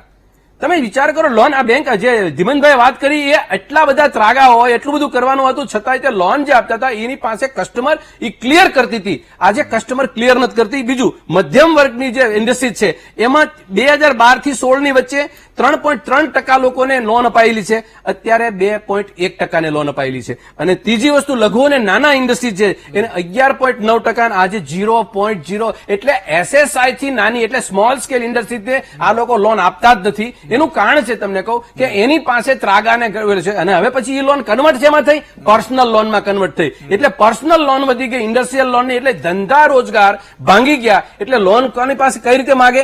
આજે તમારી પાસે કોઈ બિઝનેસ કાગળ ઉપર નથી અને પૈસા જોતા હોય તો બેંક પાસે તમે છો, મને ઓડી આપો, મને પર્સનલ લોન આપો. પર્સનલ રેશિયો વધતો ગયો અને પેલી લોન ધંધાની બંધ થઈ ગઈ. એટલે આ દેશની કમનસીબી અને એવા કરવટ ઉપર આ દેશ ઉભો છે આ 5 વર્ષની 6 વર્ષની અંદર કે વાસ્તવિકતા એ છે કે આ દેશની અર્થતંત્ર અત્યારે ભાગવા માંડ્યો ને ભાંગવા માંડ્યો. એનો એક બીજો ઉદાહરણ તમને કહું. એપ્રિલ મહિનાની અંદર વિદેશી રોકાણ, જે 3400 કરોડ રૂપિયાનું વિદેશી રોકાણ દુનિયાએ આપણા દેશમાંથી પાછું ખેંચી લીધું. આપણે 9 પ્રકારની અહીંયા ગુજરાતની અંદર, વાઇબ્રન્ટ ગુજરાતની અંદર ઢોલ ટીપ્યા. એમાંની એક ઇન્ડસ્ટ્રીઝ બતાવો અને 72 પેલા હતા એસીઝેડ, 72 એસીઝેડ હતા. એમાંથી આ તમે જે યાદી આપી છે ને, આ યાદીની અંદર 72 માંથી તમામે તમામ છે. એક પણ એસીઝેડ અત્યારે કાર્યાન્વિત સારી કન્ડિશનમાં ગણ્યા ગાંઠ્યા 2-3 છે, બાકીના એ લોકોએ ગફલા કર્યા છે. એટલે તમે એક તો ભાઈસાબી કરો, તમે વિનંતી કરો, લાલ કાર્પેટ પાથરો ગાંધીનગરમાં, અને તમે એને બધા પ્રકારની નેનોવાળાને 33,000 કરોડની તમે ખેરાત આપો અને 0.01% વ્યાજ આપો, અને પછી એ ન ચાલતું હોય તમે શું એનું કરી લીધું. એટલે આ દેશની બરબાદી આવી રીતે જ થાય જે સિસ્ટમથી ચાલે છે. આ દેશની અંદર પરિસ્થિતિ નાજુક 6 વર્ષમાં બની, એનો રેલો અત્યારે ધીરે ધીરે આપણે આવી જ ચર્ચા કરવાના ભાગમાં આવવાનો છે. એટલે આ કરી ગયું, એટલે દિવાળું ફૂકી દીધું, એટલે આમ કરી દીધું. આવી ચર્ચા કરવાની તૈયારી આપણે ઈસુભાઈ રાખવી પડશે. છેલ્લે એક વાત કરતો, એપ્રિલ મહિનામાં 34,000 ઉપાડી ગયા, પૈસા ખેંચી ગયા, અને મે મહિનામાં 8,000 કરોડ રૂપિયા વિદેશી રોકાણ ગુજરાતમાંથી ભાગી ગયું. ખૂણા ખાંચરીથી નથી હવે રોકવા પૈસા કોઈને ગુજરાતમાં. શું કામ? નવ વાઇબ્રન્ટ ગુજરાતની અંદર ભાઈસાબી કરીને કોઈને ધંધો કરાવો, એ તમને કેટલો પાટું જ મારવાના છે. એ તો એના ધંધાના ગણિત કરીને બિઝનેસ કરવા આવવાના છે. આવી રીતે કોઈ બિઝનેસને કોઈ લાલચ આપીને આપશો. અને અમારી જીએમ મોટર ચાલતી હતી 1982 માંથી, આજે એ પણ જતી રહી. એ કઈ વાઇબ્રન્ટ ગુજરાતની ફૂલફિલની નથી આવી. પણ જેટલી તમે લોકોએ જે વાઇબ્રન્ટ ગુજરાતનું નામ એ બતાવો તો ખરા. 2800 ને 5000 ની ડીશ જમીન જનારા ઉદ્યોગપતિઓએ આપણે ગુજરાતના લોકોને 70% પ્રમાણે એના કર્મચારીઓને રોજગારી આપી. અત્યારે જે ઇન્ડસ્ટ્રીઝો ચાલે છે એ ગુજરાતના યુવાનોને રોજગારી આપે છે? કેટલા ટકા આપે છે? આ વાસ્તવિકતાના ડેટા કે ફિગરો આપણી પાસે કાયમના માટે આવતા નથી. આ પણ એક ખુદ દુર્દર્દી વાત છે. ખરેખર હું આજે બીજેપીના પ્રવક્તાને જેટલું મિસ કરું છું ને પેલા ક્યારે મેં નથી કર્યા મિસ. બધા જવાબો એમની પાસેથી આપણે લેવા. બિલકુલ બિલકુલ. પણ એ છે મુદ્દા. એક નાનકડા વિરામનો સમય થયો છે દર્શક મિત્રો. વિરામ લઈને પાછો આવું છું. તમારે ક્યાંય જવાનું નથી, ફોન લાઈન ખુલ્લી છે. મિત્રો ફરીથી આપનું સ્વાગત છે. દિલીપભાઈ સાંઘાણી આપણી સાથે જોડાયા છે, પૂર્વ કૃષિ મંત્રી. જી દિલીપભાઈ, અને સહકારી બેંકો પણ દિલીપભાઈના અત્યારે અંડરમાં. જી દિલીપભાઈ. જી હલો. હા હાજી ઈશુદાનભાઈ, આપે બેંક બાબતની ચર્ચા કરી બદલ અભિનંદન. Thank you thank you. ખૂબ તજજ્ઞ લોકોને બોલાવ્યા છે. ચર્ચા દરમિયાન એક ઉલ્લેખ ના આવ્યું, ત્યારે મેં ઈચ્છા વ્યક્ત કરી કે હું આમાં કઈ ઇન્વોલ્વ થાવ, પણ મનહરભાઈ પટેલે ઉલ્લેખ કર્યો, પણ રાજકીય દ્રષ્ટિકોણ સાથે કર્યો. જે બેંકો છે એ તમામ બેંકોનું નિયંત્રણ આરબીઆઈ કરે છે. દર મહિને ક્વાર્ટરલી 6 મહિને બેંક અંગેના 22 થી 25 પેરામીટર જે આરબીઆઈ નક્કી કર્યા છે એનું રિપોર્ટિંગ કરવાનું હોય છે. એના આધારે એનું ડિપાર્ટમેન્ટ એનું હોય છે કઈ બેંક ઉપર કંટ્રોલ કરવો. આ પેરામીટરમાંથી એક પણ પેરામીટર નબળું હોય તો આરબીઆઈ તુરંત એક્શન લઈ શકે છે. આ મોટા કૌભાંડો થાય રાતોરાત નથી થતા. તો દર મહિને ક્વાર્ટરલી 6 મહિને એના જે પેરામીટર છે એના ઉપર નજર રાખવાની છે. જે રીતે આપણે લિસ્ટ વાંચ્યું, હું માનું છું કે દરેક જગ્યાએ પોલિટિકલી ધિરાણ નહીં હોય, અને પોલિટિકલી વાતો કરવી હોય તો આની શરૂઆત તત્કાલીન વડાપ્રધાન ઇન્દિરા ગાંધીએ 60 લાખ રૂપિયા મગાવ્યા, અને એ 60 લાખ રૂપિયા પછી જે બેંક વાળા આપવાનું મર્ડર, આ બધી વિગતો પડવાના બદલે સત્યતા ઉપર આધાર વધીએ તો મને લાગે છે આ રોગને કોઈ રીતે અટકાવવો જોઈએ. Thank you. બિલકુલ બિલકુલ. હા હા દિલીપભાઈ, મનહરભાઈ કહેવા માંગે છે. દિલીપભાઈ, મેં જે વાત મૂકી એ વાત મારી પાસે પણ ઓથેન્ટિક ડેટાની વાત છે કે 15/4/2020 ના રોજ જે રીતે સીબીઆઈએ જે તપાસ કરી અને એના ઉપર કેસ થયા એ અત્યાર સુધીના કરોડો રૂપિયાના આંકડામાં માત્ર ને માત્ર સીબીઆઈએ 1098 કરોડની ચાર્જશીટ ફાઇલ કરી છે આ 2020માં. એકચ્યુઅલી કરવાની થતી હતી 66,000 કરોડ રૂપિયાની અને એ કંઈ પણ રાતોરાત નથી થયું. પણ તો તમે આ જે 5 વર્ષની જરા રાજકીય મુદ્દો હું નથી કહેતો, આ મારી પાસે આવેલી વિગત છે એમાં માત્ર 4 અધિકારી ઉપર જ તે ફોર્જરી દાખલ થઈ છે અને એની અંદર 1000 ને સમથિંગ 1046 અધિકારીઓ બેંકના જોડાયેલા છે. પણ એક વસ્તુ તમને કહું કે સીબીઆઈએ હવે પછી મોટી જવાબદારીની રહેશે નહીં અને 50 CR અંદરના ગોટાળા અત્યારે છે આવું સરકાર તરફથી એવું નક્કી થયેલું છે. એને લઈને હવે પછીની બેંકની અંદર કોઈ પણ ફ્રોડ થશે તો બેંક પૂરતું છે એટલે એ બધી સવા સુરખું કહી જાય એટલે ટૂંકમાં પબ્લિકમાં કોઈ પકડાય નહીં કોઈ વસ્તુ. આ વસ્તુથી અંદર એક કાયદાઓની અંદર જે ક્ષતિ હોય એનો લાભ લેવાય છે અને એની અંદર આ બિઝનેસમેનોને ફાયદો થાય છે અને એમાં લૂંટફૂટ થાય છે અને સરકારની ઉપર બર્ડન આવે છે. ઓકે, મને લાગે કે દિલીપભાઈ નો ફોન કટ થઈ ગયો છે. હું આ બંને મિત્રને એકાદને લઈ લઉં, આત્મનભાઈ ને અથવા તો મનસ્વીજીને કઈ પેલો. જી આત્મનભાઈ, શરૂઆત તમારાથી. ખાસી વાત થઈ. જેમ કહ્યું તેમ 2426 વિલફુલ ડિફોલ્ટર્સ ના નામ જાહેર થયા છે અને જેની જે કુલ રકમ છે તે લગભગ 1.44 લાખ કરોડ જેટલી છે. એટલે આપણે સમજી શકીએ છીએ કે કેટલી મોટી રકમ છે. સામાન્ય રીતે એવું કરવામાં આવે છે કે જયારે નેશનલાઇઝડ બેંક અથવા તો પબ્લિક સેક્ટરની બેંક આવી એની એનપીએ ખૂબ વધતી હોય, જયારે ડિફોલ્ટર્સનું પ્રમાણ વધારે વધી જાય અમુક હદથી, ત્યારે ક્યાં તો તેને પ્રાઇવેટાઇઝ કરવામાં આવે છે. અને આપણે જાણીએ છીએ કે જયારે બેંકનું પ્રાઇવેટાઇઝેશન થાય છે ત્યારે તેનું નુકસાન સામાન્ય રીતે ગરીબોને, ખેડૂતોને વધારે થતું હોય છે. બીજો એક રસ્તો જે કાઢવામાં આવે છે તે એ છે કે તે લોનને રાઇટ ઓફ કરવામાં આવે છે. એવી દલીલ કરવામાં આવે છે કે રાઇટ ઓફ કરી છે એટલે કઈ માફ કરી નથી, પણ આપણે સમજી લેવું જોઈએ કે રાઇટ ઓફ કરી છે એનો મતલબ એમ છે કે જો ભવિષ્યમાં એ બેંકો એ ડિફોલ્ટર્સ જો તેને તે લોન પાછી આપતી હોય તો તે આપી શકે છે. પણ એ વિલફુલ ડિફોલ્ટર છે અત્યારે જ નથી આપતો તો એ ભવિષ્યમાં પાછી આપશે એવી કોઈ આશા રાખવાની જરૂર નથી. અને ઓલરેડી વાત થઈ કે જે રિકવરી રેટ છે એ ઘણો ઓછો છે. એટલે આપણે એવું સમજી શકીએ કે લગભગ આટલા રૂપિયાનું બેંકોને નુકસાન ગયું છે તો આમાંનો મોટો હિસ્સો બેંકોને નુકસાન ગયો છે. એ વાત વારંવાર નીકળી નૈતિકતાની અથવા તો નૈતિક જવાબદારીની, એ તો છે જ, પણ આની જે ચેન ઉભી થાય છે, જે અસરો ઉભી થાય છે તે પણ આપણે સમજવાની જરૂર છે કે તેનાથી અર્થતંત્રને શું નુકસાન થાય છે. નુકસાન એ છે કે પબ્લિક સેક્ટરની બેંકમાં લોકોનો ભરોસો ઘટતો જાય છે, લોકોને તેમાં વિશ્વાસ બેસતો નથી. એ સૌથી મોટી અને સૌથી ખરાબ બાબત છે તેમ કહી શકાય. બીજું જેનો ઉલ્લેખ મેં ઓલરેડી કર્યો કે જે પબ્લિક સેક્ટરની બેંક છે તેમના નફામાં ઘટાડો થાય છે. એ નફામાં ઘટાડો થશે એટલે ભવિષ્યમાં વધારો થવાની શક્યતા છે, કારણ કે તે નફો તેમને ક્યાંકથી આ સમય એમણે ક્યાંકથી મેળવી લે. જો ભવિષ્યમાં વ્યાજનો દર વધશે તો તેની સીધી જ અસર ગ્રાહકો ઉપર, ખેડૂતો ઉપર, સામાન્ય ઉદ્યોગપતિઓ ઉપર અથવા તો નાના ઉદ્યોગો ઉપર પડશે. જે એના કારણે અર્થતંત્ર ઉપર તેની વિપરીત અસરો ઉભી થશે, કારણ કે જેમ વ્યાજનો દર વધશે તેમ લોન લોકો ઓછી લેશે અને જેટલી લોન ઓછી લેવાશે તેટલું અર્થતંત્રમાં મૂડીરોકાણ ઓછું થશે તેમ આપણે ચોક્કસપણે કહી શકીએ. સવાલ એ છે કે આ જે લોન જે એનપીએમાં પરિણામ છે અથવા તો જે વિલફુલ ડિફોલ્ટર જાહેર થયા છે તેને હવે પાછી કેવી રીતે મેળવવી એ સૌથી મોટો પ્રશ્ન છે. એના માટે શું પ્રયાસો સરકાર દ્વારા અથવા તો બેંકો દ્વારા કરવામાં આવશે. બીજી જે એક બાબત મારે કહેવી છે કે જે આ એનપીએ ઉભી થઈ છે તેમાં સૌથી મોટો ફાળો જે મેન્યુફેક્ચરિંગ સેક્ટરની કંપનીઓ એટલે એક મેન્યુફેક્ચરિંગ સેક્ટરમાં રોજગારીનું સર્જન આમ પણ થતું નથી અથવા તો જેટલી હદે થવું જોઈએ તેટલી હદે થતું નથી. અને બીજી બાજુ મેન્યુફેક્ચરિંગ સેક્ટરમાંથી જ આ ડિફોલ્ટર્સ વધારે આવે છે.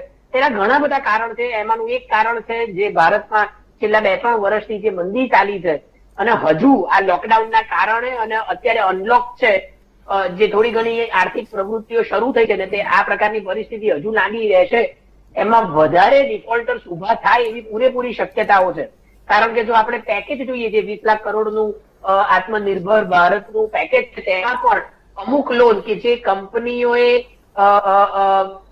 વિશ્વાસપાત્ર નથી તેવી કંપનીઓ માટે પણ સરકારે લોનની વ્યવસ્થા ઉભી કરી છે આત્મનિર્ભર ભારત પેકેજની અંદર. એટલે ભવિષ્યમાં એવી શક્યતાઓ છે કે એ કંપનીઓ પણ પોતાને વિલફુલ ડિફોલ્ટર કરે. એટલે અર્થતંત્ર પર પણ આની ખરાબ અસર પડે છે અને ગ્રાહકો ઉપર પણ તેની ખરાબ અસર પડે છે, તે આપણે સમજવું જોઈએ. અને જયારે પબ્લિક સેક્ટરની બેંક જો સૌથી વધારે તેને નુકસાન જતું હોય તો પછી આપણે કેવી રીતે આત્મનિર્ભર ભારતનું નિર્માણ કરીશું એ મારી સમજની બહાર છે. ઠીક છે, એક નાનકડા વિરામનો સમય થયો છે, ફરીથી એક વિરામ લઈ લઉં. વિરામ બાદ દર્શક મિત્રો પરત ફરીએ છીએ, ક્યાંય જતા નહીં. એક દર્શક મિત્ર લઈ લો. ચાલો, નિલેશભાઈ આણંદથી જોડાયા છે. જી નિલેશભાઈ. જય માતાજી. જય માતાજી. સાહેબ નમસ્કાર. તમને નમસ્કાર. તમને અને તમારા માતા પિતાને કોટી કોટી વંદન સાહેબ. થેન્ક યુ સાહેબ. અમારો મુદ્દો એ છે સાહેબ, હા, આ બેંકો છે એ બધું છે, આ ઉઠી જાય ગરીબોને લીધે ઉઠી જાય કઈ, ગરીબોને લીધે ઉઠી જાય બધું. હા, હવે સાચું કીધું તમે નિલેશભાઈ. ગરીબો તો બિચારા મહેનત કરવા માટે હોય સાહેબ. સાહેબ અમે એટલો બધો પરિશ્રમ કરીએ કે ના પૂછ્યો તો બહુ ખાલી અમારું ઘર હેડે ખાલી. પણ યાદ રાખજો, આ બધા બુચમારાઓને એક દિવસ જેલમાં નાખાવા પડશે આપણે કાયદાઓથી. ચિંતા ના કરો, આજે કદાચ જલસા મારી લે છે, કાયમી આવા દિવસો નથી હોતા. આસારામે ભલે જલસા માર્યા હતા, મેરી ઇતની પહેચાન હૈ, અત્યારે જેલમાં છે. ચિંતા નહીં કરવાની. પીપર પાન કરન તો હસત કુપરિયા મુજ વીતી તુજ વીત સે ધીરો ખમ બાપલિયા, બધા ધીરા ખમે. ખબર પડશે એમને, સમય આવશે. વિરામ બાદ આવીએ છીએ. વિરામ બાદ દર્શક મિત્રો ફરીથી આપનું સ્વાગત છે. કરશનદાસ માણેકની પંક્તિ કે દંડાય છે, ભૂલી ગયો પંક્તિ, ચોર મુઠ્ઠી ઝાડના અને લાખો ખાંડાર મહેફિલમાં મંડાય છે. સમજો તમે ધીમતભાઈ? વેલ તમે જુઓ, એમને મનસ્વીજીને લઈ લો. મનસ્વીજી છે તો એટલા માટે કે કદાચ એમને બહાર જવાનું છે. જી મનસ્વીજી.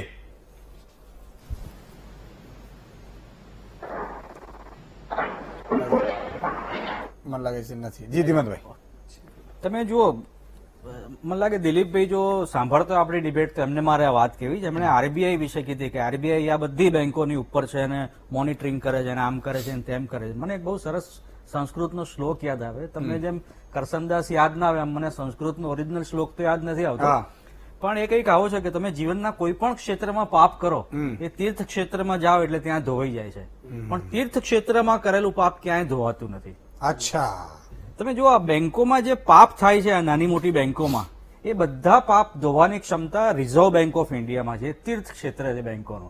પણ રિઝર્વ બેંક ઓફ ઇન્ડિયામાં પાપ થાય, રિઝર્વ બેંક ઓફ ઇન્ડિયા ઉપર જેનો કંટ્રોલ છે સત્તાવાળાઓનો, આ દેશના સત્તાવાળાઓનો, એ લોકો જો પાપ કરે તો એ ક્યાં ધોવા જવાનું? તમે આજની સમસ્યાના મૂળમાં એ છે.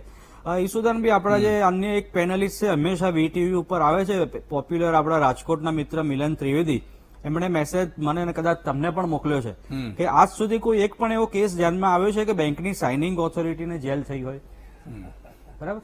આપણે જે આ કરોડો જેના મીંડા કેટલે આપણને ખબર નથી, એ બિલફુલ ડિફોલ્ટરોની આપણે જયારે વાત કરીએ છીએ ત્યારે તમે જો હમણાં નરેન્દ્રભાઈએ કોરોના પછી એક 20 લાખ કરોડનું પેકેજ જાહેર કરેલું. એ પેકેજમાં સામાન્ય માણસોને 1 લાખની લોન આપવાની વાત હતી. બીજે દિવસે સવારે લોકો ખાધા પીધા વગર, નાહ્યા ધોયા વગર લાઇનમાં દોડ્યા હતા બેંકોની બહાર કે અમને લોન મળશે કમસે કમ 1 લાખ રૂપિયા, આ લોકડાઉનના પીરિયડમાં કામમાં આવશે. અને એક પણ બેંકે એમને લોન આપવાની તૈયારી ના બતાવી. એમણે કીધું કે ભાઈ તમારા ગેરેન્ટર કોણ? તમારા લોકો જોડે 1 લાખ નહીં 10 રૂપિયા પાછા લેવાય, તમે શું કરીએ?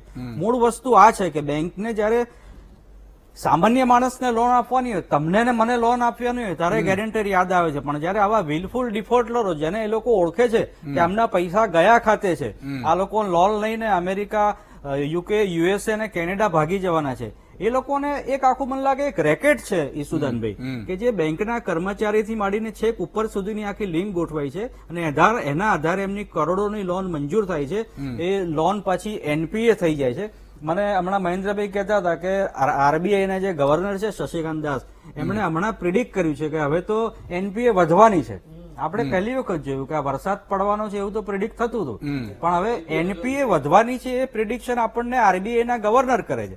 તીર્થ ક્ષેત્રે કૃતમ પાપમ જેવું છે આ. તીર્થ ક્ષેત્રમાંથી જયારે આવું થાય આપણને કે ભાઈ તૈયાર રહેજો બીજા એનપીએ આવવાના છે. હવે આને ક્યાં જઈને આપણે લડવાનું? તમે શરૂઆતમાં વાત કરી કે ટ્રક વાળાને ટોલ નાકા ઉપર રોકી લે છે. હવે એટલે કદાચ ટોલ નાકા જ આ લોકોએ બંધ કરી દીધા ગુજરાત સરકારે, પણ ટ્રક વાળાને તમે ક્યાં વાત કરો? તમે કે હું એક 25-50 હજારનું એક્ટિવા કે 2 લાખ રૂપિયાની કાર લીધી હોય અને એની જો 1 મહિને જો લોન આપણે મોડી ભરી હોય તો બેંક કે લોન આપનારી કંપની માથાભારે માણસો અમદાવાદમાં પણ રાખે છે. એ બાઇક ઉપર તમે આખા અમદાવાદમાં ફરે રાખે છે અને એમની પાસે જે બ્લેક લિસ્ટેડ નંબર હોય એ નંબર વાળી કાર ક્યાંક જુએ એટલે તમને રીસર કારમાંથી ખેંચીને બહાર લઈ જાય અને કારનો કબજો લઈ લે, તમારી પાસેથી બાઇક કે એક્ટિવા લઈ લે. સામાન્ય માણસ માટે દાદાગીરી ચોખ્ખી ગુંડાગીરી. લુખ્ખા લોકોને રાખે ભાડે. લુખ્ખા લોકો છે એ ચોક્કસ વિસ્તારના એ માણસો છે એ આઈને તમને કારમાંથી તમારી બાઇક ઉપરથી ઉતારી લે અને કાર બાઇકનો કબજો લઈ લે. તમારા ને મારા માટે બધી વ્યવસ્થા આ બેંક પાસે છે, પણ જે લોકો કરોડો લઈને લંડન જતા રહેવાના છે વિજય માલ્યાનું તો તમે જુઓ હાસ્યાસ્પદ. વચ્ચે આપણે ન્યૂઝ ચલાયેલા કે વિજય માલ્યા લંડન થી વિમાનમાં બેસીને નીકળી ગયા છે. હવે વિમાન ખબર નહીં, અહીંયા કોઈ એરપોર્ટ ઉપર હજી સુધી લેન્ડ થયું નથી. લંડન થી ઇન્ડિયા આવતા આટલો સમય તો મને લાગે કે કોઈ વિમાનને કોઈ દિવસ થયો નથી. એટલે આપણને આ ગોળ ગોળ ફેરવવાની વાતો છે. તીર્થ ક્ષેત્રે કૃતમ પાપપ, કે આ બધાની જાણકારીમાં મેળાપી પ્રમાણમાં થયેલી એક ડે લાઇટ લૂંટ છે જેને તમે રોકી શકતા નથી, કારણ કે જેમને રોકવાની છે લૂંટ એ લોકો જેમાં ભાગીદાર છે. એક અને આત્મનભાઈને એક પ્રશ્ન પૂછી લો સંક્ષિપ્તમાં. આત્મનભાઈ, આનો ઉકેલ શું, ઉપાય શું? જે આમાં જેમ વાત થઈ એમ કે કાયદા તો છે જ, એટલે હું પણ નવો કાયદો બનાવો કે એની તરફેણમાં નથી, પણ જે કાયદા છે તેનું યોગ્ય રીતે પાલન થાય અને તે બધા માટે સમાન રહે. જેમ વાત નીકળવામાં આવે છે કે સામાન્ય માણસને લોન જોઈએ છે તો કેટલી બધી સ્ક્રુટીની થયા બાદ તેને લોન મળે છે, તો પછી શા માટે આટલી હજારો કરોડોની કે લાખો કરોડોની લોન કોઈ સ્ક્રુટીની વગર મળી જતી હોય, અને જો સ્ક્રુટીની સાથે મળતી હોય તો પછી તેના રિકવરી રેટ કેમ આટલો ઓછો છે? એટલે જે કાયદાઓ છે તે કાયદાઓનું પાલન થાય યોગ્ય રીતે, અને એ પાલન જ્યારે લોન આપવામાં આવે છે એ સ્તરે કરવામાં આવે. કારણ કે આ તો એવી વાત છે કે તમને ખબર છે કે આ વ્યક્તિ લોન ચૂકવી શકવાનો નથી ને છતાં પણ તમે લોન આપો છો. જેમ મેં વાત કરી કે આજે આત્મનિર્ભર ભારતનું પેકેજ છે એમાં એવી જાહેરાત છે કે જે કંપનીઓ લોન ચૂકવી શકે એવી નથી તેવી કંપનીઓને પણ આ લોકડાઉનના કારણે નુકસાન ગયું છે, આથી સરકાર તેમને લોન આપશે. હવે તમને ખબર જ છે કે એમને જૂની લોન આપતી નથી, તો શા માટે તમે એમને નવી લોન આપો છો? જો તમે કે મેં મારી જૂની લોન ભરી ના હોય તો તમને કે મને નવી લોન મળશે, નથી મળવાની. એટલે કાયદાનું પાલન ખૂબ કડક રીતે થાય અને એક દાખલો બેસાડવામાં આવે. એટલે લોન જયારે આપવામાં આવે છે એ સ્તરે જ તેનું સ્ક્રુટીની સરખી રીતે થાય એ જરૂર છે. આપ્યા બાદ શું કરવું એ તો પછીનો મુદ્દો છે, તમે આપો છો શા માટે એ મહત્વનું છે. બિલકુલ. મહેન્દ્રભાઈ, શું કરી શકાય? કારણ કે આમાં જેમ હમણાં જ વાત કરી ધીમતભાઈએ કે ભાઈ બેંકોના અધિકારીઓ કે નેતાને કે અને હું એમ કહું છું કે નેતાઓથી દેશ થોડું ચલાવવાનો છે. દેશ કાયદાઓથી ચાલે છે, બંધારણથી ચાલે છે. ઈશુદાનભાઈ, તમે એક વસ્તુ યાદ રાખો કે જે જગ્યાએ નિષ્ઠા નથી, પ્રામાણિકતા નથી, આપણે આધ્યાત્મિક વાત નથી કરતા, આપણે ફાઇનાન્સની વાત કરીએ છીએ. બેંકો છે એ દેશની કરોડરજ્જુ છે. કોઈ પણ સ્કીમ આવે એટલે બેંકમાં આવે જ. પછી પેન્શનનું હોય, હાઉસિંગ હોય, નાના મોટા ઉદ્યોગ હોય, મોટી કંપનીઓ હોય, પણ બેઝિકલી જે કામ જ્યારે થવું જોઈએ, રિઝર્વ બેંક ઓફ ઇન્ડિયાએ 0 ટોલરન્સમાં 17 એરિયા આપેલા છે કે ભાઈ એટલા એરિયામાં 0 ટોલરન્સ બિલકુલ નહીં ચાલે. એમાં જે સાહેબ વાત કરતા હતા આત્મનભાઈ કે ઘણી વખત મનસ્વીભાઈએ વાત કરી કે વસ્તુની કિંમત હોય એની કરતા વધારે કિંમત બતાવવી એટલે માર્જિન કાઢવા ન પડે, અથવા તો કોટેશન જ રીતે બનાવીને મૂકવા, પ્રોજેક્શન ફેબ્રિકેટેડ હોય, અનરિયલિસ્ટિક હોય, જે સ્વીકાર્ય જ ન હોય છતાં લઈ લીધા હોય ધ્યાનમાં. એટલે શું છે કે ઘણા બધા લૂપહોલ્સ છે એની અંદર, અને જ્યાં સુધી બેંક તરફથી સ્ક્રુટીની અને proper sanction, proper person, proper sanction, આ બે વસ્તુ જે છે ક્રેડિટ એપ્રાઇઝલ પાર્ટ કહેવાય, એ આપણી બેંકોમાં હવે ધીમે ધીમે કરતા માણસો જેમ જૂના જતા ગયા હવે અત્યારે તો બેંકની અંદર તમે જાઓ પગ મૂકો તો નાનકડા કામ માટે તમને અડધી કલાકે કોઈ સામું નથી જોતું. ભાઈ શું કામ છે, શેને માટે આવ્યા છો? ગ્રાહક સેવાઓ બિલકુલ જેને કહેવાય ને, મારે કહેવું નહીં જોઈએ પણ આ હકીકત છે. એ ગામડાની બેંક હોય, સિટીની હોય, નાનકડું કામ હોય, કરી શકતા નથી. કારણ સમજી લેજો, બેંકોનો નફો ઘટે છે, એનપીએ વધે છે, બેંકોના કર્મચારીઓના સેટલમેન્ટ પે રિવિઝન થતા નથી. આ વસ્તુ કોઈ બોલતું નથી, કર્મચારી બોલી નહીં શકે. આજે તો એવું થઈ ગયું છે, સાચો અભિપ્રાય આપો એટલે તમને સજા થાય, તમને સજા થાય અને ઉપરા અધિકારી તમને કે. તમે કર્મચારીની વાત કરી, હવે મને યાદ આવે છે કે આ જે ડેટા ઈશુદાનભાઈ બહાર આવે ને, વિલફુલ ડિફોલ્ટરો બહાર કઈ રીતે આવે છે? બેંકના એમ્પ્લોઈઝ યુનિયનોએ આ ડેટા બહાર કર્યો છે. ખરેખર આ ડેટા કેન્દ્ર સરકારે પાર્લામેન્ટમાં મૂકવાની જરૂર છે. અને આ એમ્પ્લોઈઝ યુનિયન એટલા માટે મને લાગે બહાર પાડ્યો છે કે સરકારે એર ઇન્ડિયાના કર્મચારીઓને 6 મહિનાથી માંડીને 5 વર્ષની પગાર લીવ વિધાઉટ પે 5 વર્ષ સુધી તમે કલ્પી શકો? કેન્દ્ર સરકાર, ભારત સરકાર પોતે એના કર્મચારીને કહે છે કે તમે રજા ઉપર છો, તમને પગાર નહીં મળે. બેંક વાળા કર્મચારીઓને બીક છે કે એર ઇન્ડિયા પછી અમારો વારો આવશે, અને એ વિલફુલ ડિફોલ્ટરો લઈને આવ્યા. હા, અને બીજું એક વસ્તુ તમને પૂરું કરી દઈએ. એટલે હકીકત એ છે કે જે જગ્યાએ બેઠા હોઈએ ને, જો ઈશ્વરદાનભાઈ રોજ હું આ મહામંથન શરૂ થયું ને પહેલા દિવસથી આજ સુધી વિધાઉટ ફેલ હું જોઉં છું અને મને ખૂબ જ ગમે છે. હું આ કાર્યક્રમમાં આવું છું ને વાત કરું છું, એનો મિનિંગ એવો છે કે એમનું ને મારું વિચારવાનું એક છે. કર્મ તેરે અચ્છે હે તો કિસ્મત તેરી દાસી હે, કર્મ તેરે અચ્છે હે તો કિસ્મત તેરી દાસી હે, और दिल तेरा अच्छा है तो घर में मथुरा काशी है. પણ આ વસ્તુ આપણા મગજમાં નથી રહેતી. બેંકનો કર્મચારી જયારે કામ કરે છે ત્યારે એને ખેડૂતની પીડા સમજવી જોઈએ અને ઉદ્યોગપતિ આવ્યો તો એને કઈ રીતે હેન્ડલ કરવું એ જોવું જોઈએ. બેન્કિંગ એ સ્કિલનો ધંધો છે, પણ આજકાલ સ્કિલ નથી, નોકરી વેંઢારતા હોય. આપણું સૈન્ય ગમે તે સૈન્યને હંફાવી શકે છે, કારણ કે પગારના જોડે કામ નથી કરતું. બિલકુલ. જય હિન્દ, જય ભારત કી સેના એ એના દિલમાં છે ને, એટલે આપણે જીતીએ. બહુ સાચી વાત છે. ફરીથી એક નાનકડા વિરામનો સમય આવી ગયો છે, પણ વિરામ એટલા માટે કે જે મિત્રો મહામંથનમાં એડ આપવા માંગી રહ્યા છે એમની પણ એક ઈચ્છા હોય છે. ઈશુદાનભાઈ વિરામ લઈ લેજો અને એની આપણે બધા આપણે સાથે જ છીએ ને ભાઈ, આપણે બધાનું રાખવું પડે. વિરામ બાદ આવું છું. સ્વાગત છે. એક પંક્તિ છે મસ્ત, પછી દર્શક મિત્રો લઈ લઉં. सच और झूठ के बाजार में दोपहर तक बिक गया बाजार का हर झूठ और एक सच लेकर मैं शाम तक बैठा रहा. આ સમજો, આ પંક્તિ મને હમણાં મળી. સાહેબ, જૂઠને આપણે એટલો પ્રચાર કરીએ છીએ કે ખરેખર સચ્ચાઈ વાળો ઇન્સાન છે ને એ તડપે છે. પણ મને એક સમજાતું નથી, એ કોઈ જવાબ નહીં આપી શકે. દરેક માણસ એમ લાગે સત્યમેવ જયતે, દરેક માણસ એમ લાગે. એટલે બધાય સત્ય હશે એવું હશે? કોઈનો ચુકાદો આવે તોય લખે, કોઈનું ન આવે તોય લખે, કોઈ સચિન પાયલોટ ભાગી જાય તોય લખે એને. એટલે ખબર નથી પડતી સચ્ચાઈ શું છે. પણ તમારે સમજવું પડશે સાહેબ. એક દર્શક મિત્ર છે અમદાવાદથી. હલો. જી બોલો. અમદાવાદ થી બોલો સાહેબ. હા બોલો બોલો. હા, મહામંથનમાં રજૂઆત કરવી હતી. હા બિલકુલ બોલો બોલો. હા, અમદાવાદ થી બોલો સાહેબ. હાજી બોલો. આપણે મારું એસબીઆઈ બેંકમાં ખાતું હતું. હા હા, એ લગભગ 2 વર્ષ પહેલા મારા ખાતામાંથી 7 થી 8 હજાર ડેબિટ થઈ ગયેલા. હા, એના મેં 3-4 વાર રિક્વેસ્ટ કરી, અરજી આપી. મેઇન બ્રાન્ચ એસબીઆઈ ની જે કહેવાય ત્યાં આગળ અમે ઓનલાઈન એપ્લિકેશન નાખી, કોઈ જગ્યાએથી જવાબ નથી આવતો. બિલકુલ જવાબ લઈ લેશું. ખૂબ ખૂબ આભાર. એ હું પૂછી લઈશ આમને. મનરભાઈ. ઈશુભાઈ, અમે ગામડામાં કે આપણે બધા લોકો જાત્રા કરવા જાય ને એટલે કઈ ને કઈ રીતે એ આપણે પાછા આવે ત્યારે કે અમે ગંગામાં નાયા, અમે જમનામાં નાયા, અમે ગોદાવરીમાં નાયા, અમે નર્મદામાં નાયા. એ રીતે એ બચારા પોતાની વાતને નાવાની વાતો કરે.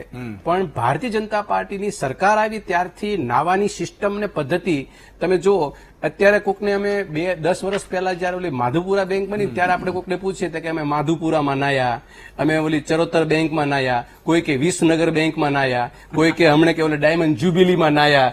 એમ એ નાવાની પદ્ધતિ જુઓ તમે.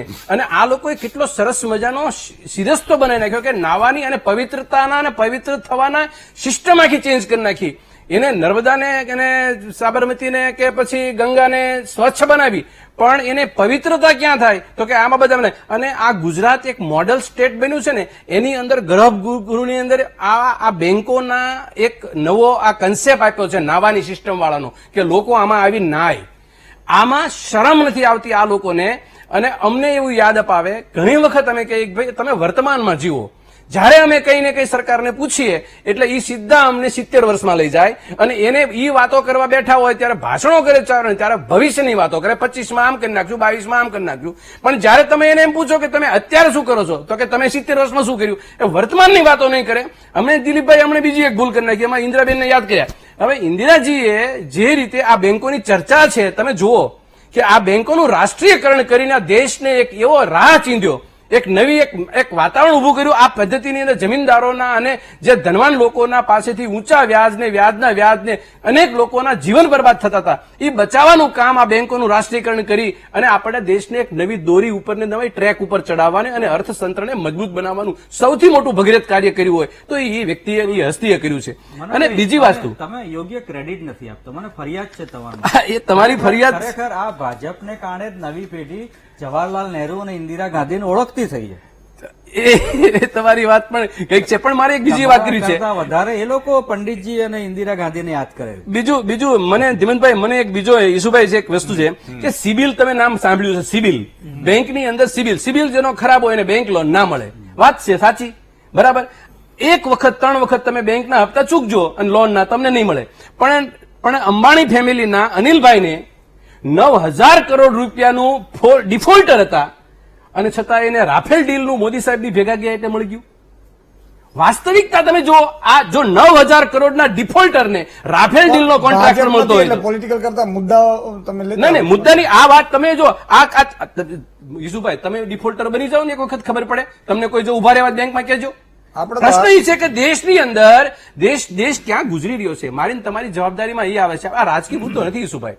આ દળ અહીંયા હાથ સાથે ચોટે છે કે નાના માણસને જો આપણા ધીમંતભાઈ જો એને લોન લેવા માટે ગયા એને 3 મહિના સુધી, આ તો ઠીક છે સમયમાં થઈ ગયું, બાકી નહીતર એ છોકરો એનો દીકરો એ અમેરિકા ભણવા ન જઈ શક્યો હોત. વાસ્તવિકતા એ છે. અને બીજી એક છેલ્લે વાત કરું ભાઈ, આપણા જે શાસ્ત્રી હતા ને, જે અર્થશાસ્ત્રી હતા, જે એ વાત મૂકતા હતા ને, એમાં એક વસ્તુ હજી ચર્ચાનો વિષય નથી બનતો કે આ સરકારે સિસ્ટમેટિક રીતે એટલે શું છે, કરપ્શનને એક ઓર્ગેનાઇઝેશનમાં મૂકી દીધું. એટલે તમારું કરપ્શન પકડાય નહીં. હવે પકડવાના આપણી પાસે દાખલા મગાવે છે, પણ પકડાય નહીં. હું કામ ન પકડાય? કારણ કે એ લોકોએ સીબીઆઈને બેંક લોન આવે તો એની બેંકની કોઈ પણ જવાબદારી નહીં, તમામ જવાબદારી સરકારની રહેશે.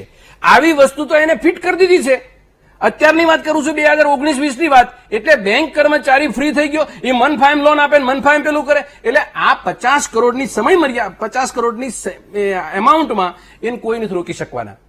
અને બીજી વસ્તુ એ કે અત્યારે જે પદ્ધતિથી જે રીતે લોન અપાય છે, એટલે મેં પહેલો શબ્દ બોલ્યો તો એક્ટ અને અધિકારી, આ બે નબળા પડે એટલે સ્વાભાવિક વસ્તુ છે, ફ્રોડ થવાના શક્યતાઓ વધે. દર્શક મિત્રો પણ લેશું એક ફરીથી વિરામ લઈ લઈએ. નાનકડા વિરામ બાદ ફરીથી આવી છે. વિરામ બાદ દર્શક મિત્રો ફરીથી આપનું સ્વાગત છે. એક સુભાષભાઈ જામનગરથી જોડાયા છે. જી સુભાષભાઈ. હા બોલો ઈશ્વરભાઈ, કેમ છો? મજામાં. બોલો. હેલો. હાજી બોલો. હેલો. હાજી. અમારે ગ્રામીણ બેંકમાં વ્યાજ લીધું છે બેંકના પૈસાનું. બેંકના પૈસા લોન ઉપાડેલી હતી ને, એ મંડળીનું વ્યાજ લીધું 7,000 રૂપિયા. એટલે આ ધિરાણ ને? હા ધિરાણ. તો પાછા જમા થઈ ગયા હશે? પાછા ચેક કરાવજો. 0% છે. નથી જમા કરાવ્યા. ખેડૂતો વાળું. તમારો અવાજ નથી. સુભાષભાઈ ખૂબ ખૂબ આભાર. મહેન્દ્રભાઈ, એક પેલા ભાઈનો અને આ ભાઈનો બેનો સવાલ છે, શું હોઈ શકે?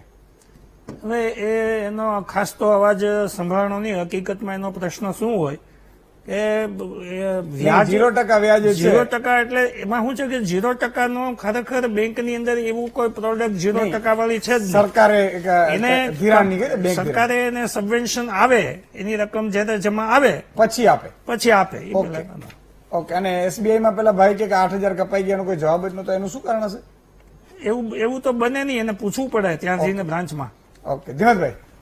ઈશુદાનભાઈ, એક બહેન ક્યારના ફોન લગાડે તમને, પણ લાઈન એટલી બિઝી છે ને, તમે કીધું 5 વર્ષ એક જણનો નંબર આવ્યો તો આ બહેનનો આજે ના આજે જ ના આવે, સ્વાભાવિક છે. એનો મુદ્દો બહુ વ્યાજબી છે. એમનો પોતાનો એક અંગત અનુભવ ટાંકીને કહે છે કે આજે 20 લાખ કરોડની વડાપ્રધાનની જે આત્મનિર્ભર વાળી યોજના હતી, 1 લાખ વાળી લોન લાઈનમાં ઉભા રહીને મરી જઈએ તોય મળતી નથી. અને હવે કેટલાક દલાલો નીકળ્યા છે, 10,000 કમિશન લઈ અને તમને 1 લાખની લોન અપાઈ દે ને એ તમને અઠવાડિયામાં કન્ફર્મ મળી જાય. મને લાગે છે કે આ જે બહેનનો મુદ્દો છે ને, એ માત્ર 1 લાખની લોન પૂરતો નથી. આજે કરોડોના વિલફુલ ડિફોલ્ટર વાળો આપણો આજનો જે ડિબેટનો ઇસ્યુ છે, મને લાગે એમાં પણ ચોક્કસ એવી કોઈ ટકાવારી હશે કે અમુક જણા આ રીતે લોન ફિક્સ કરીને અપાઈ દીધા હશે. ટકાવારી અમુક એ લે, અમુક બેંક વાળાને આપે, અમુક ઉપરવાળાને આપે, અને પછી આ જે પૈસા છે એ આપણે માથે સ્કાયલેપ થઈને પડે. મહેન્દ્રભાઈ, સંક્ષિપ્તમાં શું કરી શકાય? ખરેખર તો બેંકોમાં છેલ્લા 20 વર્ષની અંદર જે ચેન્જ આવ્યા છે એમાં ડિજિટલ બેન્કિંગ થઈ ગયું એટલે ઘણી બધી વસ્તુઓ સહેલી થઈ છે, પણ એની સામે એવા પણ ચેન્જીસ આવ્યા છે કે વર્ષો પહેલા લોન સેન્કશનિંગના દરેકના પાવર્સ હતા, chief manager, DGM, GM, CGM, MD, અને એથી વધારે મોટી રકમ હોય તો એક્ઝિક્યુટિવ કમિટી. પણ હવે એવું થઈ ગયું છે કે હવે વ્યક્તિગત પાવર્સ નથી. મોટી બધી બેંકો જે છે એને રિજિયનમાં, ઝોનમાં અથવા એચઓમાં કમિટીમાં એજન્ડા મૂકવા પડે. કમિટીના સભ્યો એને ચર્ચા કરે, ડિસ્કસ કરે, પછી કોઈ એમ પૂછે કે આમાં સિક્યુરિટીમાં શું મળે છે, જામીનગીરીમાં શું આપે છે, કેટલી વેલ્યુ છે, વેલ્યુનો આધાર શું છે, અને આ ધંધો વાયેબલ છે કે નહીં, પ્રપોઝલ ઓવરઓલ કેમ લાગે છે, રેટિંગ શું છે, સિબિલ, અને એ કર્યા પછી કમિટી છે એ નક્કી કરે અને આપે, જેથી કરીને વ્યક્તિગત રીતે કોઈની જવાબદારી એમાં થતી નથી. કમિટી કલ્ચર આવી ગયેલું છે. વિનુભાઈ એક જુનાગઢથી જોડાયા છે. જી વિનુભાઈ. જી હેલો. હાજી બોલો. જય માતાજી. જય માતાજી ઈશુધરભાઈ. જી જી જય માતાજી. હેલો. ફટાફટ બોલી દો કારણ કે સમય નથી. હેલો હાજી ઈશુધરભાઈ. હાજી. હવે સાહેબ મારે એ કહેવાનું હતું કે આજે બેંકો ટ્રેક્ટરની અંદર લોન આપે છે, હા, જે પ્રાઇવેટ બેંકો, હા, એની અંદર જે કાયદેસર એ લોકો ઇન્ટરેસ્ટ ઓછું લે છે. 4 વ્હીલની એની અંદર છે એ ઓછું લે છે. આજે રિઝર્વ બેંક છે એ 4.5-5% પૈસા આપે છે. તો આજે ટ્રેક્ટર લોન ની અંદર છે એ 14.5-15% છે બેંકો. 15% લે છે. 14.5-15% જેવું. બોલો. એટલે એને એવું હશે ખેડૂતો ભરશે નહીં. બોલો. આ બહુ તમે ગંભીર બાબત કરી. ખૂબ ખૂબ આભાર. 30 સેકન્ડ મનોહરભાઈ. મૂળ વાત એ છે, મેં પહેલા વાત કરી કે અત્યારની જે પદ્ધતિ જે છે એમાં સરકારની, આમાં નોન પોલિટિકલનો પ્રશ્ન નથી. હું રાજકીય પરિસ્થિતિને બહાર રાખીને વાત કરું છું કે જે અત્યારે જો ઈરાદાઓમાં જો સરકારની ખામી ન હોય, જો કાયદાઓની લૂપફોલ્ટ ના હોય, તો ભાઈએ જે વાત કરી કે આ તો ભરી શકે એમ છે પણ ભરવા નથી. હવે આ જે પરિસ્થિતિની અંદર સરકારને, જેમ હિમંતભાઈએ કીધું એમ કે એક પોલીસ ઓફિસર કક્ષાનો માણસ કે કોઈ એક ઓફિસર આની નિગરાની કરી અને એનું ઇન્વેસ્ટિગેશન કરી અને એને ભરાવી શકે, અને કાં એની મોર્ગેજ કરેલી પ્રોપર્ટી છે મુકાવી શકે, આ બધું શક્ય બને. પણ આની અંદર જે અત્યારે જે આ પ્રશ્ન સર્જાણો છે ને, એની મૂળમાં જયારે એને જયારે ફાઇનાન્સ કર્યું છે ને એ વખતની દ્વિધાઓ, અને એની અંદર બધાએ કઈ ને કઈ મિત્રો મારી અપીલ છે, કોઈ પણ જગ્યાએ લાંચ આપતા નહીં. લાંચ માંગે તો 1064 નંબર ઉપર સંપર્ક કરજો. ને હિંમત, જેમ બહેને કીધું, હિંમતભાઈને મેસેજ કે 10,000 રૂપિયા એજન્ટો કરે છે તો એને પણ પકડાવી દેજો. એને પણ તમે પકડાવી શકો છો, એનો ફોન રેકોર્ડિંગ કરીને પણ પકડાવી શકો છો. એટલે મહેરબાની કરીને ક્યાંય ડરવાનું નથી. આ વીટીવી તમારી ચેનલ છે. સવાલ એટલો છે કે તમે જોશો તો તમને ખબર પડશે. એટલે એક વ્યક્તિ 10 વ્યક્તિને જોડાવે, મને આશીર્વાદ મળે છે, એમાં તમને પણ એમાંથી ભાગ મળશે. ચિંતા ના કરો. ઘણા લોકો પૂછ્યું ભાઈ અમને શું મળે? ભાઈ બધામાં મળવાનું હોય, બધામાં કુદરતની સાક્ષી રાખવાનો હોય. ભલા માણસ બધા દરેક જગ્યાએ લઈ લેવાનું. એટલે આ બધી વાત છે. સમયનો અભાવ છે એટલે મનહરભાઈ, ધીમતભાઈ, મહેન્દ્રભાઈ, આત્મનભાઈ અને મનસ્વીભાઈ, 5 મહાનુભાવો, દર્શક મિત્રો એ જોડાઈ શકે ન જોડાઈ શકે એમનો પણ ખૂબ ખૂબ આભાર. આવતીકાલે ફરીથી મળીશું વધુ સમાચાર મિથુન સાથે. વાયરલ